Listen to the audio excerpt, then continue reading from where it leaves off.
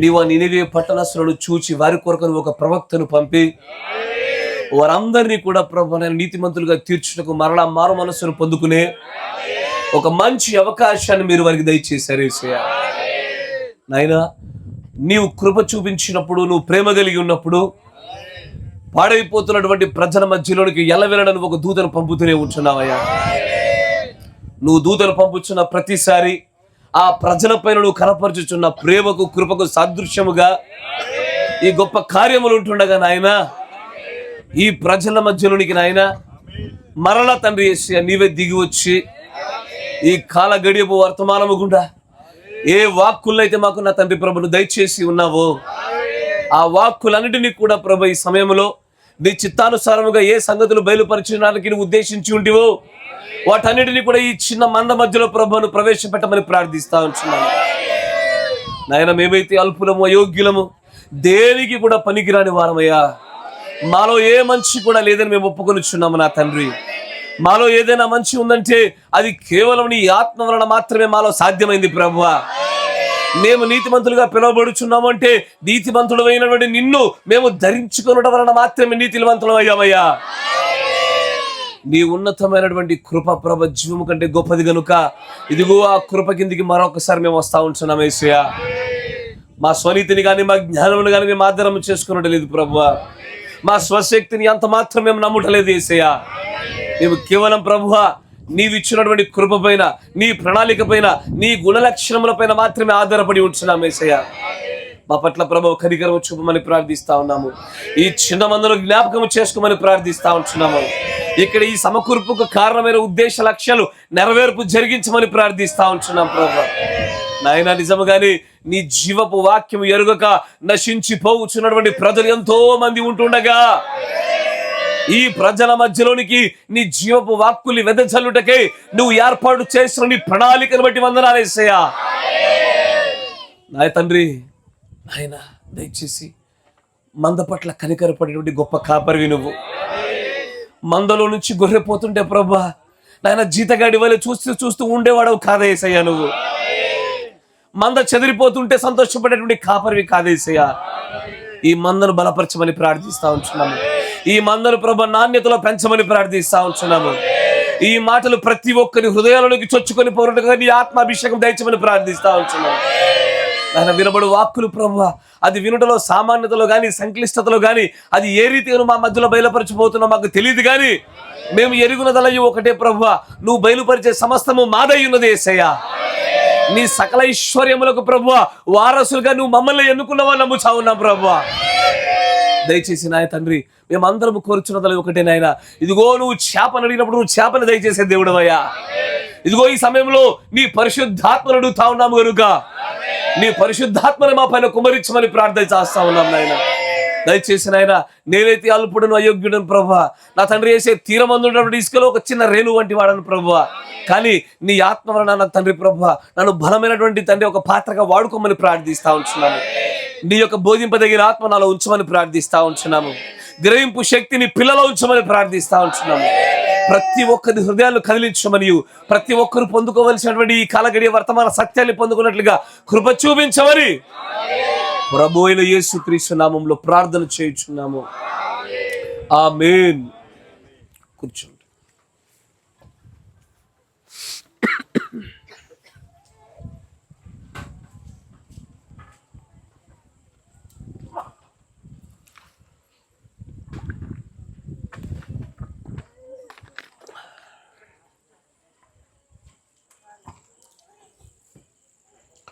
Hallelujah. Praise the lord. దేవుడికి స్తోత్రములు కలుగును గాక. చాలా సంతోషము.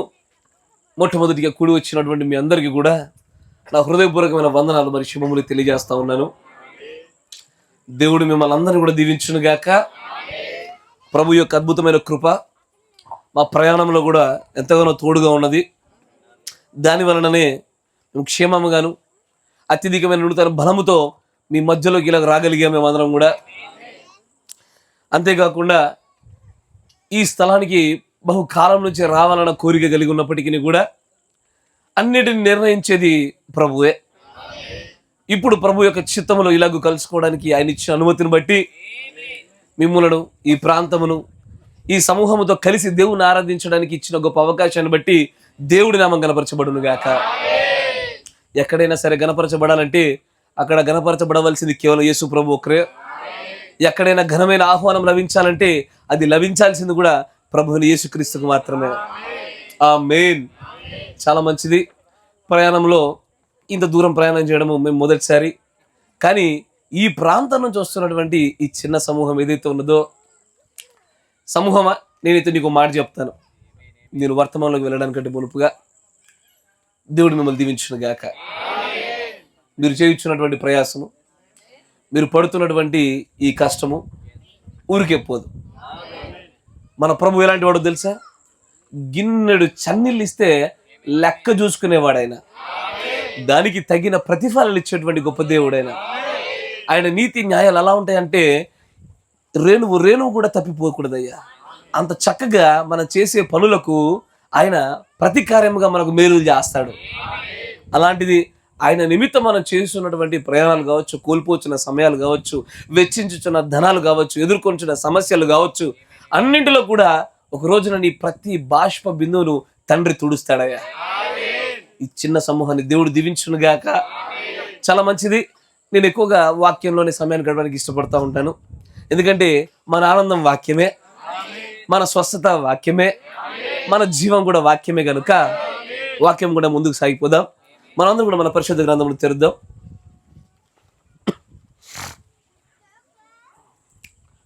మొదటి రాజుల గ్రంథము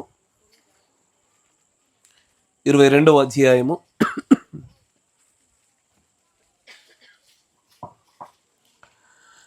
మొదటి రాజుల గ్రంథము 22వ అధ్యాయము.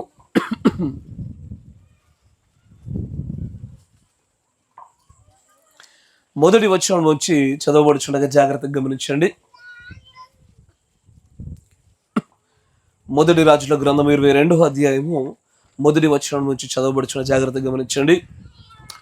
సిరియనులను ఇజ్రాయేలు వారును 3 సంవత్సరములు ఒకరితో ఒకరు యుద్ధము జరిగింపక మానేరి.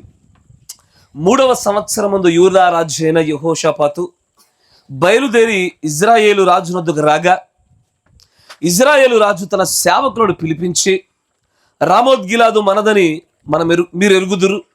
అయితే మనము సిరియా రాజు చేతిలో నుండి దాన్ని తీసుకొనక ఊరకున్నామని చెప్పి, యుద్ధము చేయుటకు నాతో కూడా నీవు రామోత్ గిలాదులకు వచ్చేదవా అని యెహోషాపాతును అడిగాను.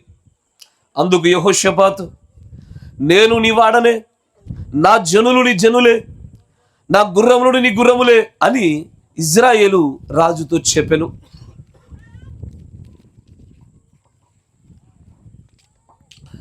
పిమ్మట యెహోషాపాతు, నేడు యెహోవా యొద్ద విచారణ చేయుదుము రండని ఇజ్రాయేలు రాజుతో అనగా, ఇజ్రాయేలు రాజు దాదాపు 400 మంది ప్రవక్తలను పిలిపించి, యుద్ధము చేయుటకు రామోత్ గిలాదు మీదికి పోదునా పోకుందునా అని వారిని అడిగాను.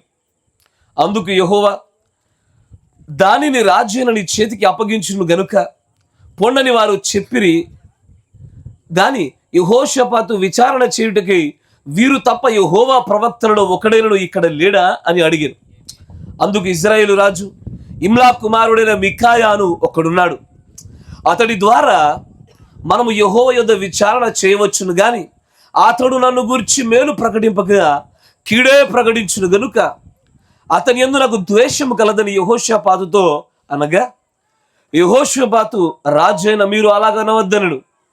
అప్పుడు ఇజ్రాయేలు రాజు తన పరివారముతో ఒకరిని పిలిపించి ఇమ్లా కుమారుడైన మికాయాను శీఘ్రముగా ఇక్కడికి రప్పించమని సెలవిచ్చాను. ఇజ్రాయేలు రాజును యూదా రాజుకు యెహోషాపాతును రాజవస్త్రములు ధరించుకొని షోమ్రేను గవిని దగ్గరున్న విశాల స్థలమందు గద్దెల మీద ఆసీనులై ఉండి ప్రవక్తలందరూ వారి సమక్షమందు ప్రకటన చేయుచుండగా, కెనయానా కుమారుడైన సిద్కియా ఇనుప కొమ్ములు చేయించుకొని వచ్చి, వీటి చేత నీవు సిరియనులను పొడిచి నాశనము చేతువని యెహోవా సెలవిచ్చుచున్నాడని చెప్పాను. ప్రవక్తలందరూ ఆ చొప్పుననే ప్రకటన చేయుచు, యెహోవా రామోత్ గిలాదును రాజు వెనడి చేతికి అప్పగించును గనుక నీవు దాని మీదికి పోయి జయముందుదు అని చెప్పిరి. మికాయాను పిలువబోయిన దూత ప్రవక్తలు ఏకముగా రాజుతో మంచి మాటలు పలుకుచున్నారు గనుక నీ మాట వారికి మాటలకు అనుకూలపరచుమని అతనితో అనగా, మికాయా, యెహోవా నాకు సెలవిచ్చినదేదో ఆయన జీవము తోడు నేను దానినే పలుకుదునను. అతడు రాజు వద్దకు వచ్చినప్పుడు రాజు, మికాయా, నీవేమందు? యుద్ధము చేయుటకు మేము రామోత్ గిలాదు మీదికి పోదుమా పోకుందుమా అని అడుగగా అతడు, యెహోవా దానిని రాజు అయిన నీ చేతికి అప్పగించును గనుక నీవు దాని మీదికి పోయి జయమొందుదువని రాజుతను.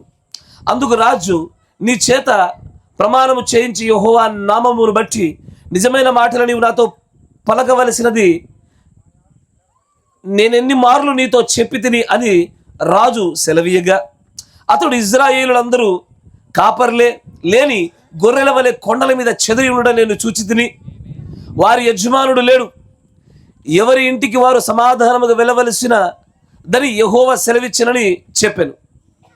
ఇప్పుడు ఇశ్రాయేలు రాజు యెహోషాపాతును చూచి, ఇతడు నన్ను గురించి మేలు పలకక కీడే ప్రవచించునని నేను నీతో చెప్పలేదా అనగా, దేవుడికి స్తోత్రములు కలుగును గాక. మీరు చూడండి, తలనుంచండి, కళ్ళు మూసుకొని ప్రార్థన చేసుకుందాం. కనికరపూర్ణుడా, సర్వశక్తి సంపన్నుడా, ఈ చదవబడిన లేఖన భాగాన్ని బట్టి మిమ్మల్ని స్తుతిస్తా ఉన్నాము నాయన. ఈ లేఖన భాగము మీరు ఆశీర్వదించండి. ఈ లేఖన భాగములలో నుండి మేము గ్రహింపవలసినటువంటి ఆ గొప్ప సంగతులను కూడా ప్రభు గ్రహించినట్లుగా దయచేసి నీవే ప్రభు మా మధ్యలో ఒక గొప్ప కార్యములు జరిగింపజేయమని ప్రార్థన చేస్తా ఉన్నాము. ప్రతి ఒక్కరి హృదయాలు తెరవమనియు బోధింపదగిన ఆత్మ చేత నాయన ప్రజ్వలింప చేయబడుతున్నటువంటి ఆత్మీయ ఉపస్థితి చేత ఈ స్థలం అంతటిని కప్పజేయమని ప్రభు అయిన యేసుక్రీస్తు నామములో ప్రార్థన చేయుచున్నాము. ఆమేన్. మంచిది. నా బైబిల్ అక్షరాలు చాలా చిన్నగా ఉన్నాయి. నేను చదువుట్లో కొద్ది ఇబ్బంది పడతా ఉన్నాను, పర్వాలేదు. చదవబడిన లేఖన భాగం గుండా ముందుకు సాగిపోతే కనుక ఇక్కడ ఒక ప్రాంతాన్ని గురించి ఒక పెద్ద యుద్ధం జరగాల్సినటువంటి ఒక పరిస్థితి వచ్చింది. ఆ ప్రాంతం పేరు రామోత్ గిలాదు. ఈ రామోత్ గిలాదు అనేటువంటి ఈ ప్రాంతము దేవుడు ఇజ్రాయేలీయులకు ఇచ్చినటువంటి భూభాగంలో ఈ రామోత్ గిలాదు కూడా ఇజ్రాయేలీయులకి కేటాయించినది. వారసత్వపు హక్కు గుండా చూస్తే ఈ రామోత్ గిలాదు అనేటువంటి ప్రాంతము ఎల్లవేళ ఇజ్రాయేలీయులకి చెందాల. కానీ ఇజ్రాయేలీయులకు అవిధేయతను బట్టి, వారి విగ్రహారాధనను బట్టి, దేవుడిని వారు సన్మానించుటలో వారి లోపాన్ని బట్టి దేవుడు వాగ్దానం చేసినటువంటి ఈ భూమిలో కొన్ని చోట్ల కొంత భాగము అన్యజనులు ఉండినట్లుగా అనుమతి ఇచ్చేశాడు. అనుమతి ఇచ్చేసరికి ఆ సమయంలో ఇజ్రాయేలు వారిపైన, యూదా వారిపైన ఉన్నటువంటి రాజులు, ఒకరేమో ఆహాబు, మరొకరేమో యెహోషాపాతు. ఎవరు? మీరందరూ మాట్లాడుతూ ఉండాలి. మీరు సైలెంట్గా ఉండాలి, నాకు అసలు నచ్చదు. మీరు కంటిన్యూస్గా మాట్లాడుతూనే ఉండాలి. మొదటి ఎవరు? మీకు అనసరి కూడా ఆ అంటే మొదటి అక్షరం ఉంటుంది, రెండో అక్షరం కరెక్టేనా? పలకాలి. ఆహాబు, రెండోది మధ్య మధ్యలో మాట్లాడుతూ నిద్ర రాకుండా ఉంటుంది. Praise the lord. అయితే ఈ ఆహాబు మరియు యెహోషాపాతు ఇద్దరికి ఈ సంభాషణ జరుగుతూ ఉంది. కానీ యుద్ధము చేద్దామన్న కోరిక మాత్రము ఆహాబుదే. దీనికి ముందున్నటువంటి స్టోరీని నేను చదివించాను, కానీ ఎక్కువ సమయం పడుతుంది. వృత్తాంత రూపంలో ఒక 2 నిమిషాలు చెప్తాను మీకు. సిరియా దేశస్తులకు ఇజ్రాయేల్ దేశస్తులకు అసలు పడదయ్యా. ఇద్దరికి యుద్ధం జరుగుతూ ఉంటుంది. మొదటిసారి బెన్హదదు అనేటువంటి రాజు కాలంలో ఇజ్రాయేలీల్ని ముట్టడి వేసి వారిపై యుద్ధానికి వచ్చినప్పుడు యెహోవా యొక్క గొప్ప హస్తము చేత దేవుడు ఇజ్రాయేలులకు విజయాన్ని అనుగ్రహించినాడు. ఆ టైంలో ఉన్నది రాజు ఎవరై అంటే ఆహాబే. ఇప్పుడు మొదటిసారి సిరియన్ల పైన విజయం రాగానే సంతోషం కలుగుద్దిగా. ఖచ్చితంగా కలిగిన ఈ సంతోషంతో ఆనందంగా ఉంటున్నటువంటి రాజు, అవతల వైపు సిరియా దేశపు ప్రజలు మాత్రము, అరే ఈ ఇజ్రాయేలు యొక్క దేవుడు ఈ యెహోవా కొండలకే దేవుడు కానీ మైదానాలకు కాదు. మనం కొండ మీద యుద్ధం చేశాం కాబట్టి ఒకరికి బాగా అడ్వాంటేజ్ వచ్చింది, మరొకరికేమో తక్కువ అడ్వాంటేజ్, అంటే కొంత ఎక్కువగా యుద్ధంలో గెలిచే అవకాశాలు లభించాయి కనుక రెండో వారు యుద్ధానికి ప్రయత్నం చేద్దామని రెండోసారి యుద్ధం జరిగింది. ఈసారి జరిగిన యుద్ధము మైదానాల్లో. ఎసార్నో ఈసారి యుద్ధం జరుగుతున్నప్పుడు కూడా మహత్తరమైనటువంటి దేవుడి యొక్క ఆ బాహుబలం చేత మరలా దేవుడు విజయాన్ని ఎవరికి ఇచ్చాడు? ఇజ్రాయేల్కి ఇచ్చాడు. కరెక్టేనా? కానీ 3 సంవత్సరాల వరకు కూడా ఇక యుద్ధాలు లేవు, యుద్ధాలు ఆగిపోయాయి. ఇప్పుడు 3వ వారు యుద్ధంలోనికి ప్రవేశం మొదలుపెట్టింది. మంచిగా గమనించాలా. మొదటిసారి యుద్ధంలో ఆహాబ్ అంత మంచోడేం కాదు, దేవుడికి ఎల్లవెల్ల విధేయుడిగా లేడు, దేవుడికి అవిధేయుడిగానే ఉన్నాడు. అయినప్పటికీ కూడా మొదటి యుద్ధంలో మాత్రము విజయం లభించింది. రెండో యుద్ధంలో కూడా విజయం లభించింది. ఇక విజయం యొక్క గర్వము మామూలుగా ఉండదుగా. 2 సార్లు గెలిచిన తర్వాత 3వసారి వద్దురాబాబు అంటే యుద్ధానికి వెళ్దామనిపిస్తూ ఉంటుంది. ఎందుకంటే విజయం అలవాటైపోయింది కనుక. ఇప్పుడు కావాలనే పని కట్టుకొని యెహోషాపాతు అనే ఒక మంచి విశ్వాసి లాంటి ఒక రాజును పట్టుకొని, ఏయ్యా రామోత్ గిలాదు ప్రాంతం మందేగా, ఎందుకు వాడు ఎవడో వచ్చి తీసుకొని పోవడానికి మనం ఎందుకు అనుమతి ఇచ్చాలా? చరిత్ర గ్రంథాలు చూసుకుంటే కనుక ఈ ప్రాంతాన్ని యెహోవా మనకే రాసిచ్చాడుగా, ఓ పని చేద్దామా, మనం కలిసి యుద్ధానికి వెళ్దామన్నాడు ఆయన. యుద్ధానికి వెళ్దామన్న కోరిక యెహోషాపాతులో ఉందా? లేదు. ఈ కోరిక ఆహాబుదే. ఆహాబుకి యుద్ధాల మీద కోరిక ఎక్కువ. హలో, మనం కాసేపు భౌతికమైన సంగతులు మాట్లాడడం, తర్వాత ప్రత్యక్షతలు అడుగు పెడతాం. ఆహాబుకి యుద్ధాలంటే చాలా ఇష్టం, ప్రతి దాంట్లో ఏలుబెట్టే చాలా ఇష్టం, ప్రతి దేశపు పరిస్థితుల్లో ముక్కు పెడతా ఉంటాడు. ఊరికే కూర్చోడు, తన మానవ తను బతకడు. ఎల్లవేళ యుద్ధముల పట్ల ఆసక్తి ఎక్కువ. కాకపోతే సమస్య ఏంటంటే 3 సంవత్సరాల తర్వాత ఈ 3వ యుద్ధం ఇలాంటి యుద్ధం కాదు ఇది. ఈ యుద్ధంలో ఇప్పుడు ఇజ్రాయేలు యొక్క సమస్త సామ్రాజ్యాన్ని అంతటినీ కూడా యుద్ధం వైపుగా నడిపింపజేయనట్లుగా ఆత్మ పొందుకుంది ఆహాబు మాత్రమే. యుద్ధం చేయాలన్న కోరిక బాగా కలిగిన తర్వాత మెల్లగా యెహోషాపాతు అంటాడు, ఏం రాజుగారు వెళ్దామా అనగానే యెహోషాపాతు నీలాంటి నాలాంటుడే, అంత ఈజీగా మోసపోడు. ఆయన అంటాడు, రాజా నా ప్రజలు నీ ప్రజలే, అంతేనా, నా సైన్యం నీ సైన్యమే, యుద్ధానికి వెళ్దాం. కాకపోతే ముందు యెహోవా దగ్గర విచారణ చేద్దామయ్యా. ఎందుకంటే దేవుడు ఏమంటాడు, చెయ్యమంటాడా వద్దంటాడా? ఆయన చెప్పకుండా ఏది చేయకూడదుగా.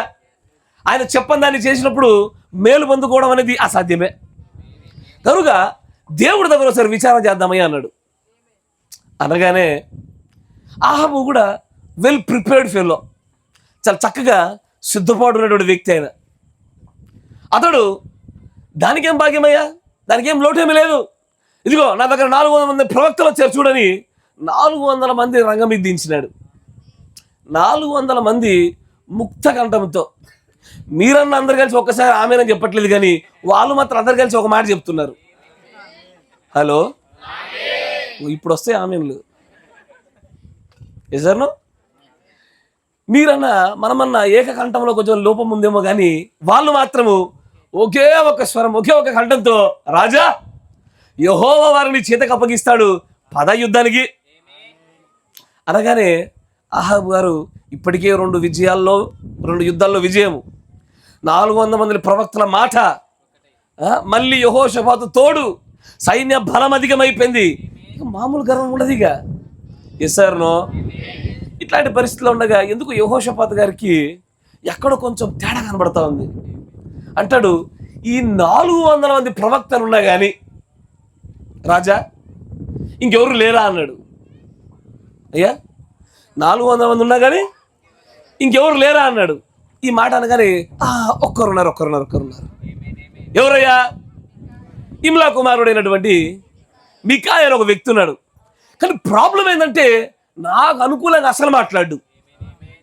ఎప్పుడు చూసినా నన్ను ఏడిపించేటట్టుగా, నన్ను తిట్టేటట్టుగా, నన్ను ఖండించేటట్టుగా నాకు అనుకూలమైన మాటలు అస్సలు మాట్లాడు ఆయన. ఏమంటావు? యెహోషాపాతుకి కొంచెం భక్తి ఉందిగా, నేను అంటాడు, రాజా నువ్వు ఆ మాట అనబాక, ఆ మాట మాత్రం అనబాక, పిలిపించద్దని. కొంతమందిని పంపి పిలిపించినాడు. పిలిపించగానే ఆయన వస్తాడు. ఇగో 400 మంది ప్రవక్తలను పొమ్మంటున్నారు, నువ్వేమంటావు చెప్పు. ఇప్పుడు 400 మంది ఒక పక్క నిలబడ్డప్పుడు నువ్వేం చేస్తావయ్యా?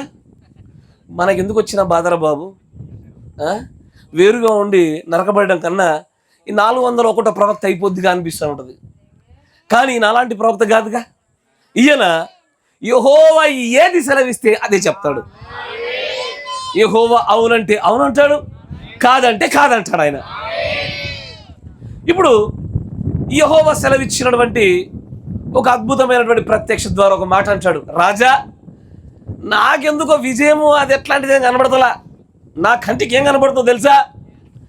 కాపరి లేకుండా గొర్రెల మంద మొత్తం చెదిరిపోతున్నట్టుగా కనబడతా ఉంది అనగానే పక్కన యెహోషాపాతు ఉంటాడుగా, అహాబు చూడు అన్న నేను చెప్పాను వీడికి, వీడు ఎప్పుడు నాకు ఇలాగే మాట్లాడతాడు, వీడు నేను అంటేనే పడదు, వీడికి నాకు విరుద్ధంగా మాట్లాడడం వీడికి అలవాటు అని చెప్పగానే, అయినా సరే మొత్తానికి ఈ మిక్కయ చెప్పినటువంటి ఈ మాటలను విన్నారే కానీ ఆచరణలో పెట్టడంలో మాత్రం ఫెయిల్ అయ్యారు. కానీ సిరియా సైన్యముతో జరుగుతున్న మొదటి యుద్ధము గెలవడానికి గల కారణము ప్రవక్త సెలవిచ్చిన మాట అనుసరించుటయే ఆహాబుకు విజయాన్ని ఇచ్చింది. రెండవ మారు విజయం కూడా ప్రవక్త సహాయంతోనే లభించింది. 2 సార్లు విజయంలో తోడ్పడ్డ ప్రవక్తల్ని మూడోసారి వాడుకుంటే అయిపోద్దిగా, బుద్ధిమాన్యం కాకపోతే. మూడోసారి యుద్ధంలో మాత్రము ఏమైపోయింది? సొంత ప్రవక్తల యొక్క మాట ఎక్కువైపోయింది. 2 యుద్ధాల విజయాల గర్వం ఎక్కువైపోయింది. ఇక ఎంత మాత్రం ఆగలే, యుద్ధానికి వెళ్ళిపోయినాడు. కరెక్టేనా? Yes or no? అయితే ఇక్కడ జరిగినటువంటి యుద్ధంలో ఆహాబు ఏమయ్యాడు తెలుసా?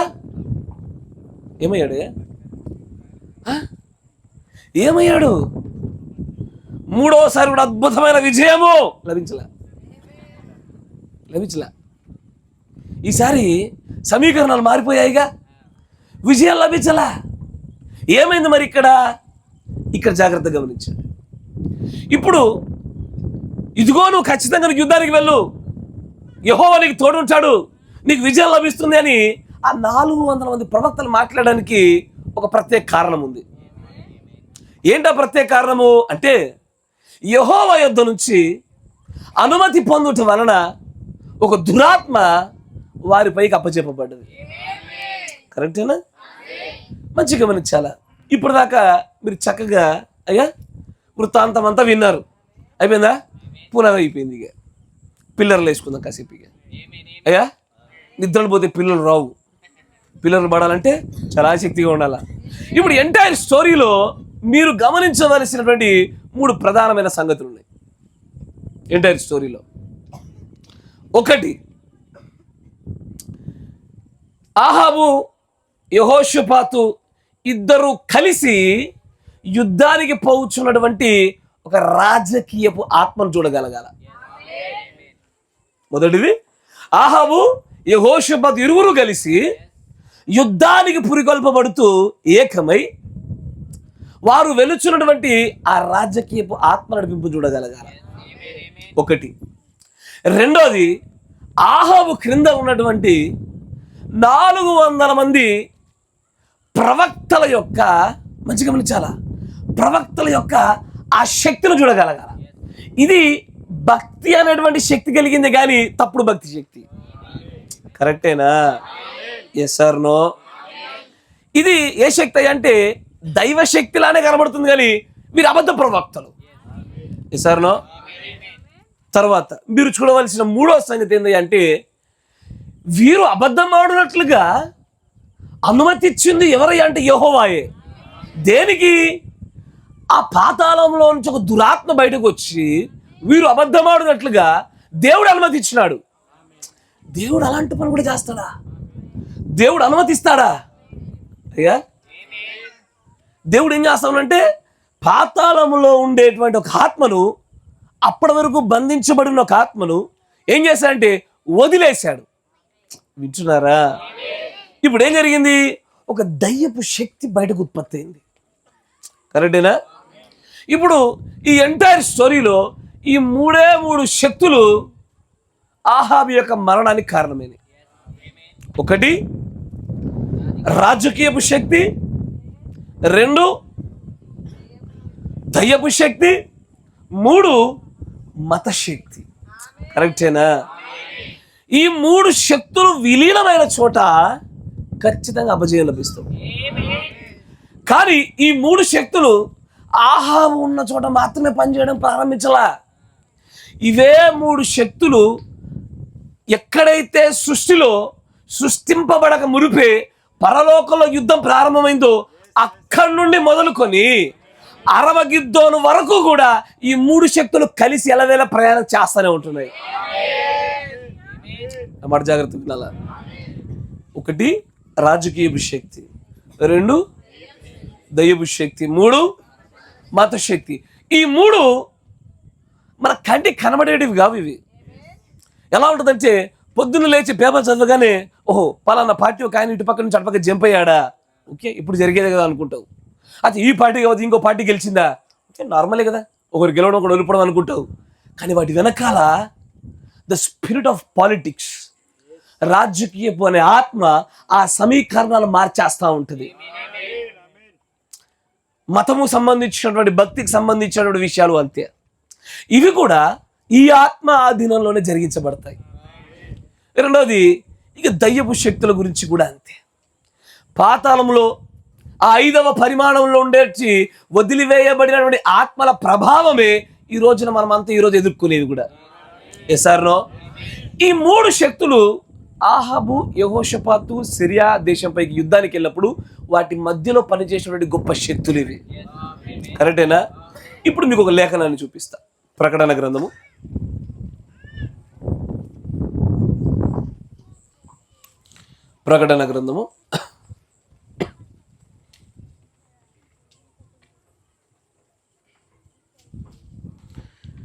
16వ అధ్యాయము. అమ్మ జాగ్రత్తగా వెళ్ళాలమ్మా. ఇప్పటిదాకా చెప్పినట్టు చిన్నపిల్లల స్టోరీలో ఉండదు. ఇకపైన మన బ్రెయిన్ పరిగెత్తాలా. జాగ్రత్తగా ప్రభు యొక్క ఆత్మ సహాయాన్ని అడుగుతూ ఉండండి. ఇప్పుడు చూడండి, ప్రకటన గ్రంథము 16వ అధ్యాయము 12వ వచనం నుంచి చూస్తే గనక, 6వ దూత యూఫ్రటీసు అను మహానది మీద కుమ్మరింపగా తూర్పు నుండి వచ్చు రాజులకు మార్గం సిద్ధపరచబడినట్లు దాని నీళ్లు ఎండిపోయాను. మరియు ఆ ఘట సర్పము నోటి నుండి, జాగ్రత్తగా గమనించాల, 1 ఘట సర్పము నోట నుండి, క్రూర మృగము నోట నుండి, 2 క్రూర మృగము యొక్క నోట నుండి, అబద్ధ ప్రవక్త నోట నుండి, 3 అబద్ధ ప్రవక్త నోట నుండి, కప్పల వంటి 3 అపవిత్రాత్మలు బయలువెడలగా చూచి, కప్పల్ లాంటి 3 అపవిత్ర ఆత్మలు బయటకు వస్తూ ఉన్నాయి. మంచిగా గమనించాలా. ఏ ఆత్మలైతే మనం చూసామో, ఏ 3 భిన్నమైన శక్తులు మనం ఆహాబు, యెహోషాపాతు యొక్క ఆ స్టోరీలో గమనించామో, అవే ఆత్మల యొక్క పరిపూర్ణమైన వృద్ధి స్థాయిని, వాటి యొక్క అవి వృద్ధి చెందేటువంటి, అవి బలపరచబడేటువంటి ఉన్నత శిఖరాగ్ర స్థాయిని ఈ లేఖనంలో చూడగలుగుతున్నాం. కానీ ఈ ఆత్మలు ఎక్కడి నుంచి వస్తున్నాయంట? ఈ ఆత్మలు, ఈ శక్తి ఖచ్చితంగా ఎక్కడి నుంచి రావాలి. ఒకటేమో ఘట సర్పం నోట్లోంచి రావాలి, 2 క్రూర మృగం నోట్లోంచి రావాలి, 3 అబద్ధ ప్రవక్త నోట్లోంచి రాగలగల. నోటిలో నుంచి రావడం అంటే ఏంటి? పలుకుట, వారి సంభాషణ, వారి బోధ, ఎసారో వారి మాటల్లో నుంచి ఈ ఆత్మ యొక్క అభిషేకంతో ఇవి బయటకు రాగలగల. కరెక్టేనా? అయితే ఈ ఘట సర్పము, క్రూర మృగము, అబద్ధ ప్రవక్త, ఈ 3 గురించి కాసేపు అలా పక్కన పెట్టండి. వారు ఎవరన్నా సంగతి చూద్దాం. కానీ వీరి నోటలో నుండి ఉత్పత్తి అవుతున్నటువంటి ఈ కప్పల్లాంటి 3 ఆత్మలు చూడండి. ఎలాంటి? అదేంటి ఆత్మలు? కప్పల్లాంటి ఆత్మలు ఉంటాయా అయ్యా? సాధారణంగా మీరు బయట లోకంలో స్టోరీ విన్నారనుకోండి, దయ్యాలలో కొన్ని పేర్లు ఉంటాయి. కరెక్టేనా? 2-3 దయ్యాల పేర్లు చెప్పండి అయ్యా. ఇది చాలా ఫాస్ట్ ఉన్నారయ్యా. ఏంటది? కొరివి దయ్యమ్మ ఒకటి, ఇంకా అమ్మా పిశాచి దయ్యము. మీరు ఫ్రెండ్స్ మాట్లాడుకుంటే, అరే బాబు నేను కొరివి దయ్యం చూశాను రా అన్నాడు అనుకో, వాడికి గ్రేట్గా చూస్తాం మనం. అమ్మాయి చాలా గ్రేట్ అనుకుంటాం. నువ్వు వెళ్ళి బాబు నేను కప్పల్ లాంటి ఆత్మ చూశాను రా అని చెప్పు. ఏంటది? బాబు నేను కప్పలాంటి ఆత్మ చూసాను చెప్పు. కప్పలాంటి ఆత్మ ఏంట్రా బాబు? అలాంటి ఆత్మలు ఉంటాయా? వినికిడిలో చాలా విచిత్రంగా కనబడే మాట ఇది. కానీ కప్పల వంటి ఒక 3 అపవిత్రమైన ఆత్మలు, క్రూర మృగము, ఘట సర్పము, అబద్ధ ప్రవక్త, ఈ 3 నోట్ల నుంచి బయటకు వస్తూ ఉన్నాయి. ఇవి రావడం మాత్రమే కాదు, వీటిని గురించి మాట్లాడుతూ, ఒకటి ఇవి అపవిత్రమైన ఆత్మలు. వీటి లక్షణాలు చూడండి. ఈ 3 అపవిత్రమైనవే. ఈ 3లో ఒక్కటి కూడా దేవుడు అంగీకరించేటువంటి పవిత్రత కలిగింది కాదు. ఇది కరెక్టేనా? Yes or no? ఈరోజు నేను మీతో మాట్లాడాలనుకుంటున్న చిన్న అంశం ఏంటంటే, అయ్యా జాగ్రత్త వినండి. The progression of the 3 spirits of frogs, అంటే 3 కప్పల వంటి అపవిత్ర ఆత్మల యొక్క పురోగతి. మంచిగా గమనించాలా. ఎందుకంటే మీరు ఇక్కడికి వచ్చి యేసు ప్రభు మిమ్మల్ని దీవిస్తాడు, మీ సమస్యలను తీసేస్తాడు అని ఖచ్చితంగా తీసేస్తాడు ఆయన. ఎందుకంటే కరుణ సంపన్నుడు, ప్రేమమయుడు, మనల్ని కాపాడడానికి వచ్చినాడు ఆయన. కాకపోతే ఆయన మరో మాట కూడా చెప్పినాడు. ఏమని? అబద్ధ ప్రవక్తలతో జాగ్రత్త, అబద్ధ బోధకులతో జాగ్రత్త, క్రూర మృగముతో జాగ్రత్త, ఘట సర్పంతో జాగ్రత్త. వాటి నోటి నుండి వచ్చే ఆత్మలు ఏంటో గ్రహించి ఆ ఆత్మల నుంచి తప్పించుకోగలగడం అనేది మన బాధ్యత. Yes sir? ఇప్పుడు చూడండి ఆయన అంటాడు. ఇప్పుడు చూడు మన 13వ వచనం చూస్తే గనక, మరియు ఆ ఘట సర్పము నోటి నుండి, క్రూర మృగము నోటి నుండి, అబద్ధ ప్రవక్త నోటి నుండి కప్పల వంటి 3 అపవిత్ర ఆత్మలు బయలువెడలుగా చూసి తిని. అయితే ఈ ఆత్మలు చేసే పనేంటో చూడండి, మంచిగా గమనించాల. ఈ ఆత్మలు ఒకటి అపవిత్ర ఆత్మలు, గుర్తుపెట్టుకోండి వీడి యొక్క లక్షణాలు. రెండో లక్షణం ఏంటంటే ఈ ఆత్మలు సూచనలు చేస్తాయి. వింటున్నారా? సూచనలు ఎలా ఉంటాయి? మామూలుగా ఉండవు అవి. అయ్యా నేను ఇప్పుడు ఒక మాట అనుకుంటున్నా, ఈ మాట నువ్వు అంగీకరిస్తున్నావో లేదో నాకు తెలియపరచినట్లుగా ఆకాశం నుంచి ఒక నక్షత్రం టమాని కింద పడాలా? పడుతుందా? పడుతుందా? ఇప్పుడు నక్షత్రం పడ్డాక నువ్వు పడకుండా ఉంటావా? వాడి వలలో ఆకాశం నుంచి నక్షత్రం పడిన తర్వాత వాడి వలలో నువ్వెందుకు పడవిక? నక్షత్రమే పడిగా. కరెక్టేనా? ఈ అపవిత్ర ఆత్మలు సూచక క్రియలు చేయగలుగుతాయి. తర్వాత చూడండి, అవి దయ్యపు ఆత్మలే. ఈ 3 గురించి మాట్లాడుతున్న సంగతులు చూడండి. ఈ 3 దయ్యపు ఆత్మలే. తర్వాత అవి సర్వాధికారి అయిన దేవుని మహాదినమున జరుగు యుద్ధమునకు లోకమంతట ఉన్న రాజులను పోగు చేయవలనని వారి యొద్దకు బయలువెళ్ళి. ఒక్క నిమిషం. ఈ 3 ఆత్మల యొక్క ప్రధానమైనటువంటి పని చెప్తా చూడండి మీకు. ఈ 3 ఆత్మలు ఎందుకయ్యా ఇంత దూరం మా దగ్గరికి వచ్చి ఏం చెప్ప నీకు వచ్చావు నువ్వు అంటే, రాబోతున్న ఒక గొప్ప యుద్ధంలో నీకు విజయం కలుగునట్లుగా, రాబోతున్న యుద్ధంలో నువ్వు చనిపోకుండా ఉన్నట్లుగా, జరగబోతున్న మహాయుద్ధంలో ఈ 3 అపవిత్రమైన కప్పల వంటి ఆత్మల చేత నువ్వు ప్రభావితం చెందకుండా ఉన్నట్లుగా నిన్ను తప్పించుటకు నీ మంచి కోరే వ్యక్తిగా 2 మాటలు చెప్పడానికి వచ్చా. నువ్వు తప్పించబడాలా.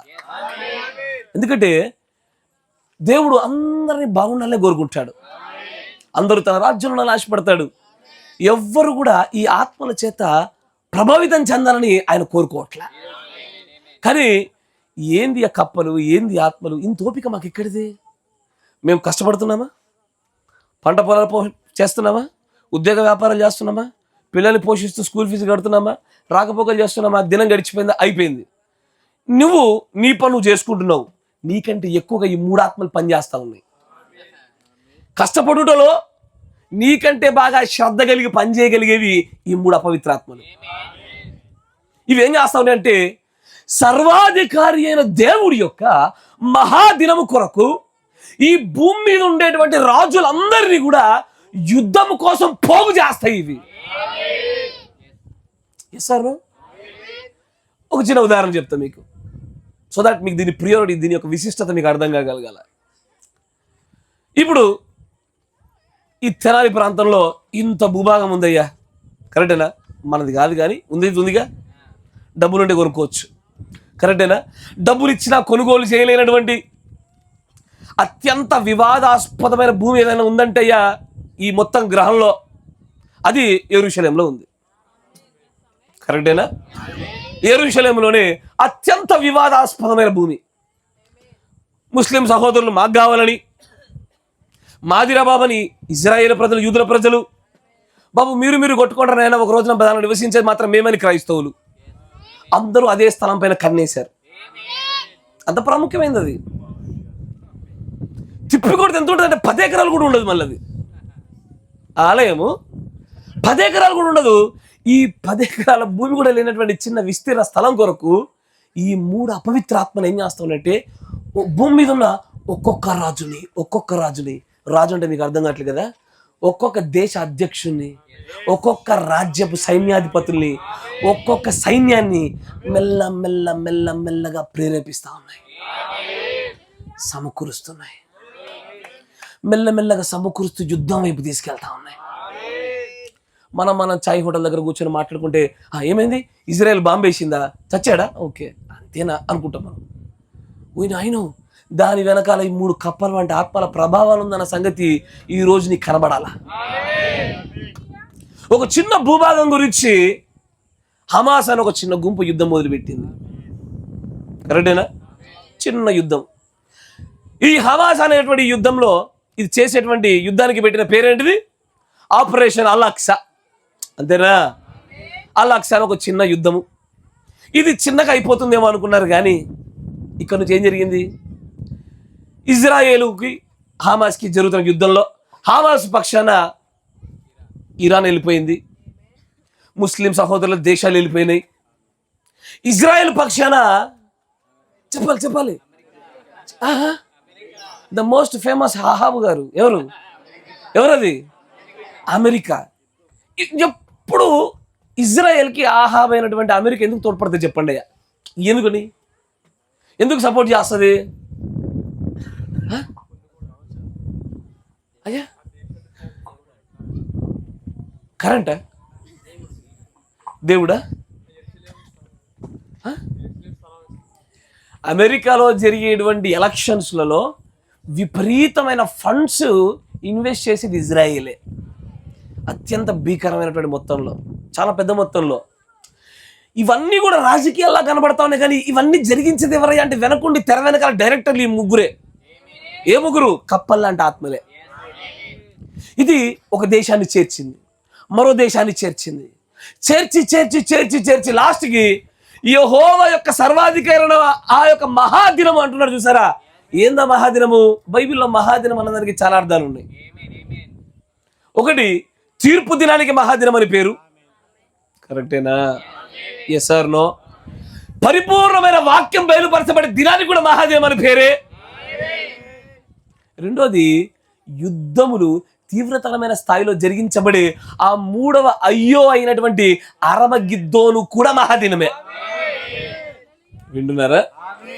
ఇప్పుడు ఈ అరమగిద్దోను కొరకు ఈ రాజులందరినీ కూడా ఈ 3 ఆత్మలు పోగు చేస్తూ ఉంటాయి, సమకూరుస్తూ ఉంటాయి, ఏర్పాటు చేస్తూ ఉంటాయి. తర్వాత చూడ ఏం చేస్తూ ఉన్నాయి? పోగు చేయవాలని వారి యొద్దకు బయలు వెళ్ళి హెబ్రీ భాషలో వారందరినీ కూడా ఎక్కడికి ఏం చేస్తాయంటే హర్మగిద్దోను అనే లోయలోనికి, ఇశ్రాయేలుకి విరుద్ధముగా ఈ ప్రపంచ దేశాలలో ఉన్నటువంటి ప్రతి సైన్యాన్ని యుద్ధము చేయనట్లుగా ఇదే చేస్తుంది. మంచిగా గమనించండి. కాసేపు పూర్తి రాజకీయ వెళ్ళకుండా మీకు అర్థమయ్యేది చేస్తాను. ఆహాబులో యుద్ధం చేయాలన్న కోరిక ఉంది, రాజులను పోగు చేసుకోవాలన్నటువంటి ఆకాంక్ష కలిగింది. Yes sir?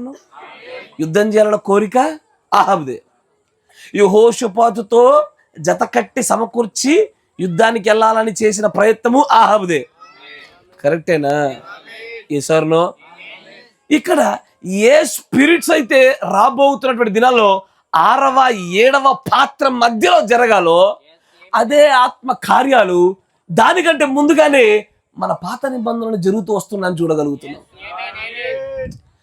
అయితే ఈ 3 ఆత్మలు వచ్చినప్పుడు మరొక అద్భుతమైన విషయం ఏంటంటే ఈ మూడు ఆత్మల యొక్క కలయిక కార్యం ఎప్పుడు జరుగుద్దో, ఈ మూడు ఆత్మల యొక్క ప్రభావాలు ఏ కొంచెమైనా ఎక్కడ జరుగుద్దో అక్కడ వెంటనే ప్రభు రాకడ జరుగుద్ది. అమ్మ జాగ్రత్త, నేను ఇంకా చుక్కలు పెడతా ఉన్నా, వీటన్నిటి మీకు కనెక్ట్ చేసి చూపిస్తా, డోంట్ వరీ. ఈ మూడు అపవిత్రాత్మల యొక్క కార్యాలు ఎక్కడెక్కడైతే కనబడతాయో అవి కనబడిన వెంటనే ప్రభు దిగి రావడం జరుగుతుంది. అందుకే ఆ వచనం మాట్లాడిన వెంటనే 16లో అంటాడు, ఇదిగో నేను దొంగ వలె వచ్చుచున్నాను, తాను దిగంబరుడిగా సంచరించుచున్నందున జనులు తన దిశములను చూతురేమో అని తన వస్త్రములను కాపాడుకొనివాడు ధన్యుడు. ఎసారనో వాడు ధన్యుడు.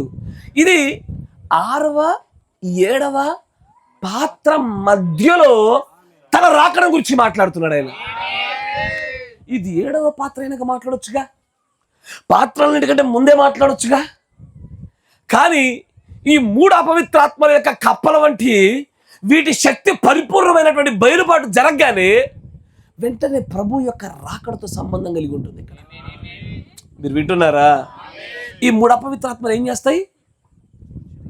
సూచనలు చేస్తాయి. 2 దయ్యపు ఆత్మలే, 3 అది యుద్ధం కొరకే అందరిని సమకూరుస్తాయి. కరెక్టేనా? తర్వాత అవన్నీ పోగు చేసి హర్మగిద్దోన్ యుద్ధం వైపు తీసుకెళ్తా ఉంటాయి. కరెక్టేనా? దీంట్లో ఒక్కొక్క దాన్ని చూసుకుంటూ పోదాం. నాతో రావడానికి ఓపిక ఉందా? సహనం కలిగి ఉన్నారా?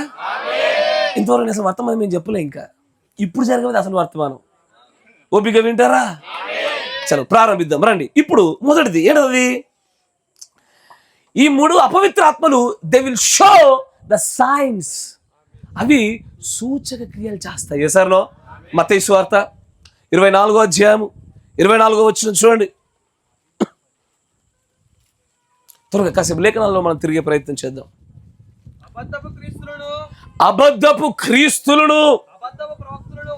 అబద్ధపు ప్రవక్తలను వచ్చి, అయ్యా మంచి వినాలా. ఇప్పుడు ప్రకటనలో 16లో మీరు చూసినట్టుగా అబద్ధ ప్రవక్త, క్రూర మృగము, ఘటసర్పములో నుంచి 3 అపవిత్రాత్మలు వచ్చి అవి సూచక్రియలు చేస్తాయని చెప్పినాడు.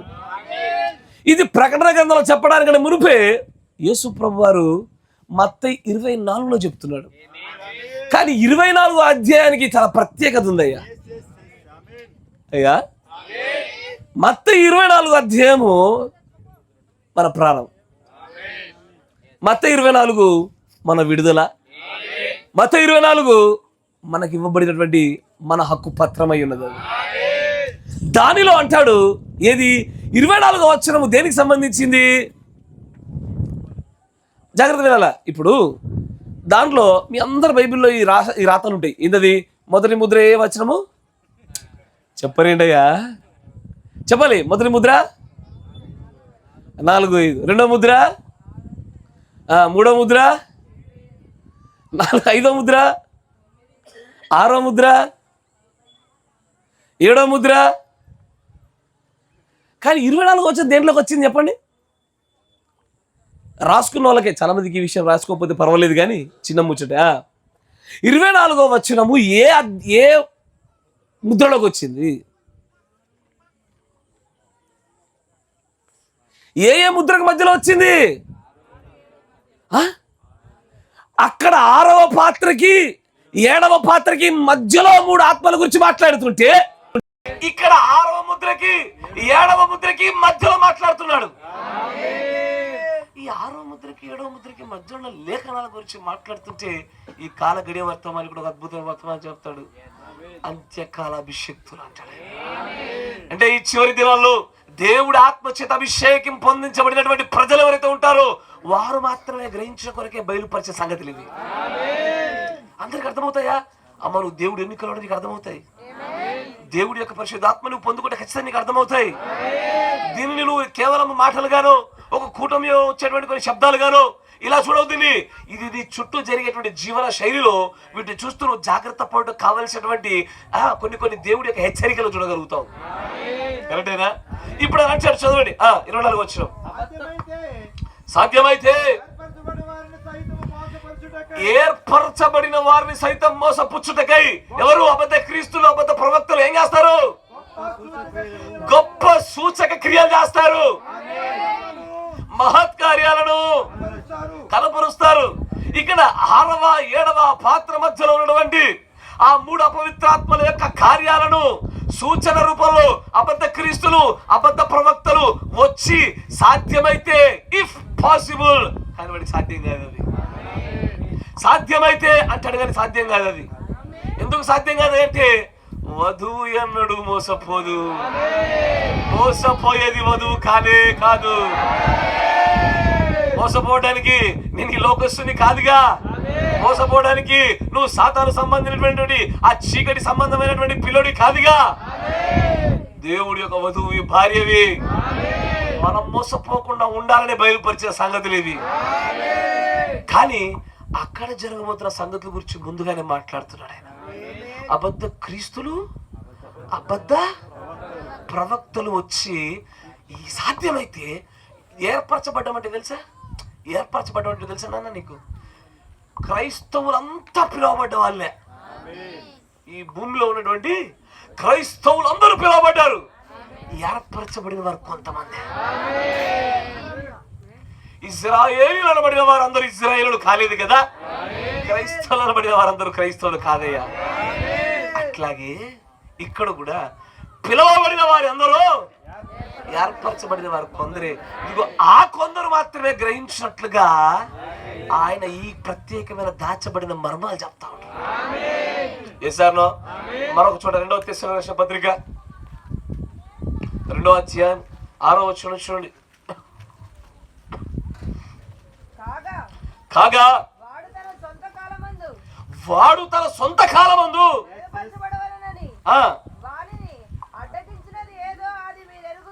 మంచిగా గమనించాడు. ఇంతకు ముందు చూపిన వచనంలో ఏమో అబద్ధ క్రీస్తు, అబద్ధ ప్రవక్త అని రాశాడు. ఇప్పుడేమో వాడు అంటున్నాడు ఆయన. వాడు బయలుపరచబడాలా. బయలుపరచబడ్డానికంటే ముందు దాచిపెట్టబడాలా. ప్రపంచ కళ్ళు గప్పి దాక్కోవాలి. వాడు దాక్కొని వాడి సొంత కాలమందు తను పూర్తిగా బయటకు రాగలగాల. బయటకు వచ్చాక చదవండి.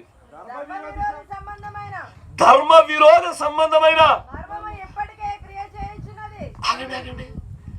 ధర్మములకు విరోధముగా పనిచేసే ఒక మర్మం ఉంది.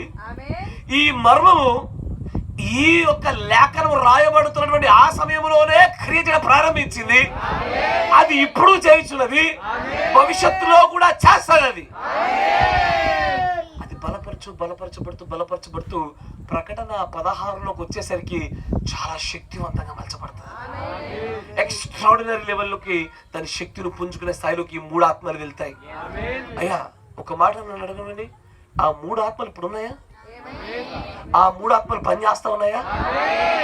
ఆ 3 ఆత్మలు ఏర్పరచబడిన వారు అంటే ఎవరయ్యా? అది ఎత్తుందంటే ఇది 3వ వ్యక్తికి చెప్తారు, అలా భార్య అన్నట్టు చెప్తున్నారు. ఏం చేయాలి ఆ మాట? ఏర్పరచబడిన వారు ఎవరు? మనమే. నిన్ను మోసం చేయడానికి నేడు కూడా 3 ఆత్మలు పనిచేస్తా ఉన్నాయి. కరెక్టేనా? ఈ 3 ఆత్మలు పనిచేస్తున్న విధానం చూడండి. వాడు ధర్మ విరోధమైన సంబంధం వస్తాడు, తన సొంత కాలంలో బయలుపరచబడతాడు. ఆ క్రియ ఇప్పటికే జరగబడతా ఉంది. కరెక్టేనా? వీడు సూచక్రియలు చేస్తాడు. కరెక్టేనా?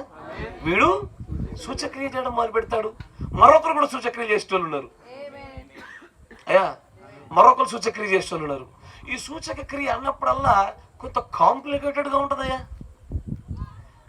యూదులు వచ్చి యేసు ప్రభు దగ్గరికి వచ్చి, అయ్యా నువ్వు మెస్సయ్యా అని ఇప్పుడే నమ్మేస్తాము, ఒక్క ఆకాశం ముందు ఒక సూచక్రియ కనపరచన్నాడు.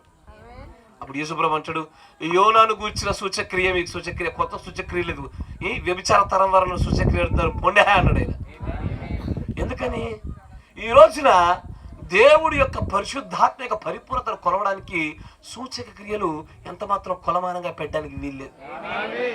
ఈ రోజున కొలమానంగా పెట్టాల్సిందేనో తెలుసా? పరిపూర్ణమైనటువంటి వెలువడిన వాక్యమే. పరిపూర్ణ వాక్యము తప్ప సూచక్రియలే పెట్టామనుకో అబద్ధ క్రీస్తులు, అబద్ధ ప్రవక్తలు కూడా చేస్తాడు, ధర్మ విరోధి చేస్తాడు. అంతేకాకుండా ప్రకటన 13 త్వరగా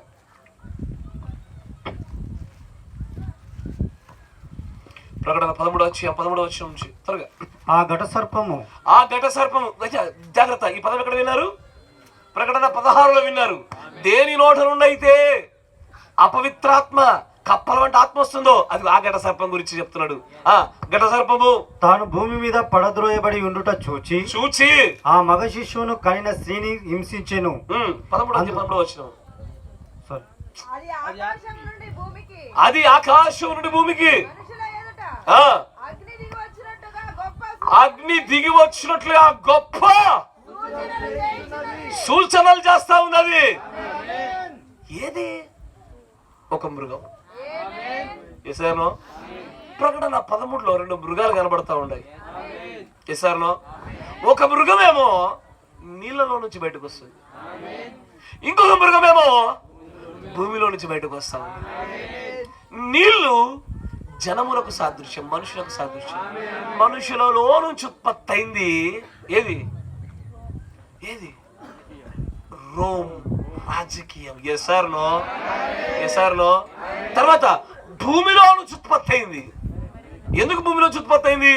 అమెరికా జన్మించినటువంటి విధానం చూస్తుంటే అమెరికా కోసం ఒక భూభాగాన్ని వెతుకుతుండగా ఒక భూభాగం ఏర్పడింది. నేటివ్ అమెరికన్స్ యొక్క భూభాగము. అక్కడ కొండ జాతి ప్రజలు ఉండేవారు. వాళ్ళందరినీ పారద్రోణ వేసి 13 కాలనీలు కట్టుకున్నారు కనుక భూమిలో నుంచి ఉత్పత్తి అయిన మృగముగా అమెరికాకు పేరు. కరెక్టేనా?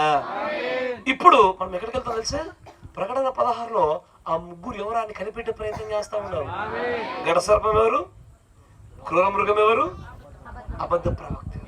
వీళ్ళెవరో తెలిస్తే వాళ్ళ నోట్లోంచి వచ్చేటువంటి ఈ అపవిత్రాత్మ గురించి అవగాహన కలుగుతాం. కరెక్టేనా? ఇప్పుడు చడు ఈ క్రూర మృగము కూడా ఆకాశం నుంచి అగ్ని దించినట్లుగా గొప్ప సూచక్రియలు చేస్తా ఉంది. ఈ 2 మృగాలు దేవుడికి విరుద్ధమైనవే. ఈ 2 మృగాలు కూడా దేవుడికి లోబడినటువంటివే.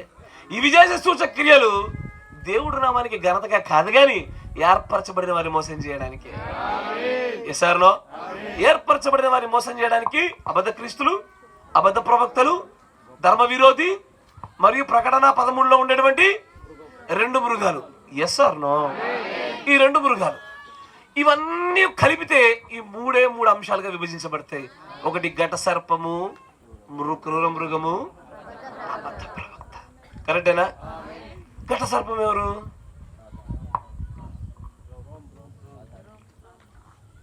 ఒకరు సాతాన్ ఉన్నారు, ఒకరు రోమ్ అన్నారు. మీరు చెప్పండి అమ్మా, తాచుపమ్మా. ఎలా తల్లి? ఘట సర్పం అంటే కోబ్రా స్నేక్, అప్పమ్మా అది. Okay, God bless you. మీరు నిద్రపోకుండా ఉండాలి. I don't want to sleep. ఈ టైంలో మీరు నిద్రపోయే సమయం కాదు ఇది. జాగ్రత్త. 3 ఆత్మలు వస్తాయి. మళ్ళీ పిల్లోడు కనుక అన్నం తినిపించేప్పుడు తినపోతే రే కూర్చొని వస్తారన్నాడు. 3 ఆత్మలు వస్తే జాగ్రత్త, పండుకోకు. అంతేనా? అయితే ఇప్పుడు చూడండి, ఆ ఘట సర్పం ఏది అంటే రోమే. కరెక్టేనా? Rome, Vatican city, Rome. అది ఎట్లా అవుతుందయ్యా? అవుతుంది.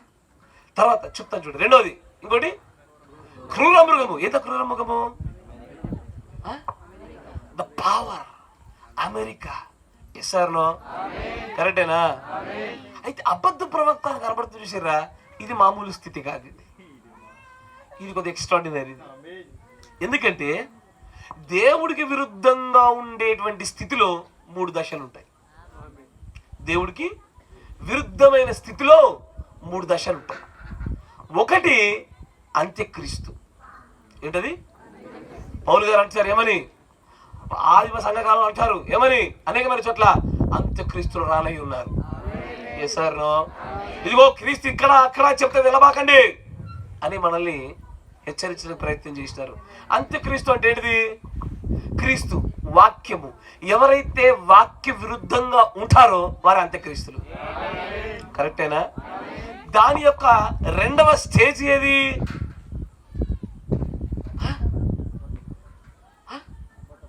అబద్ధ ప్రవక్త. అబద్ధ ప్రవక్త అంటే చెప్పండి నాకు. చచ్చిపోతున్నావు ఎవరికి భోజనం పెట్టించే చెప్పకపోతే.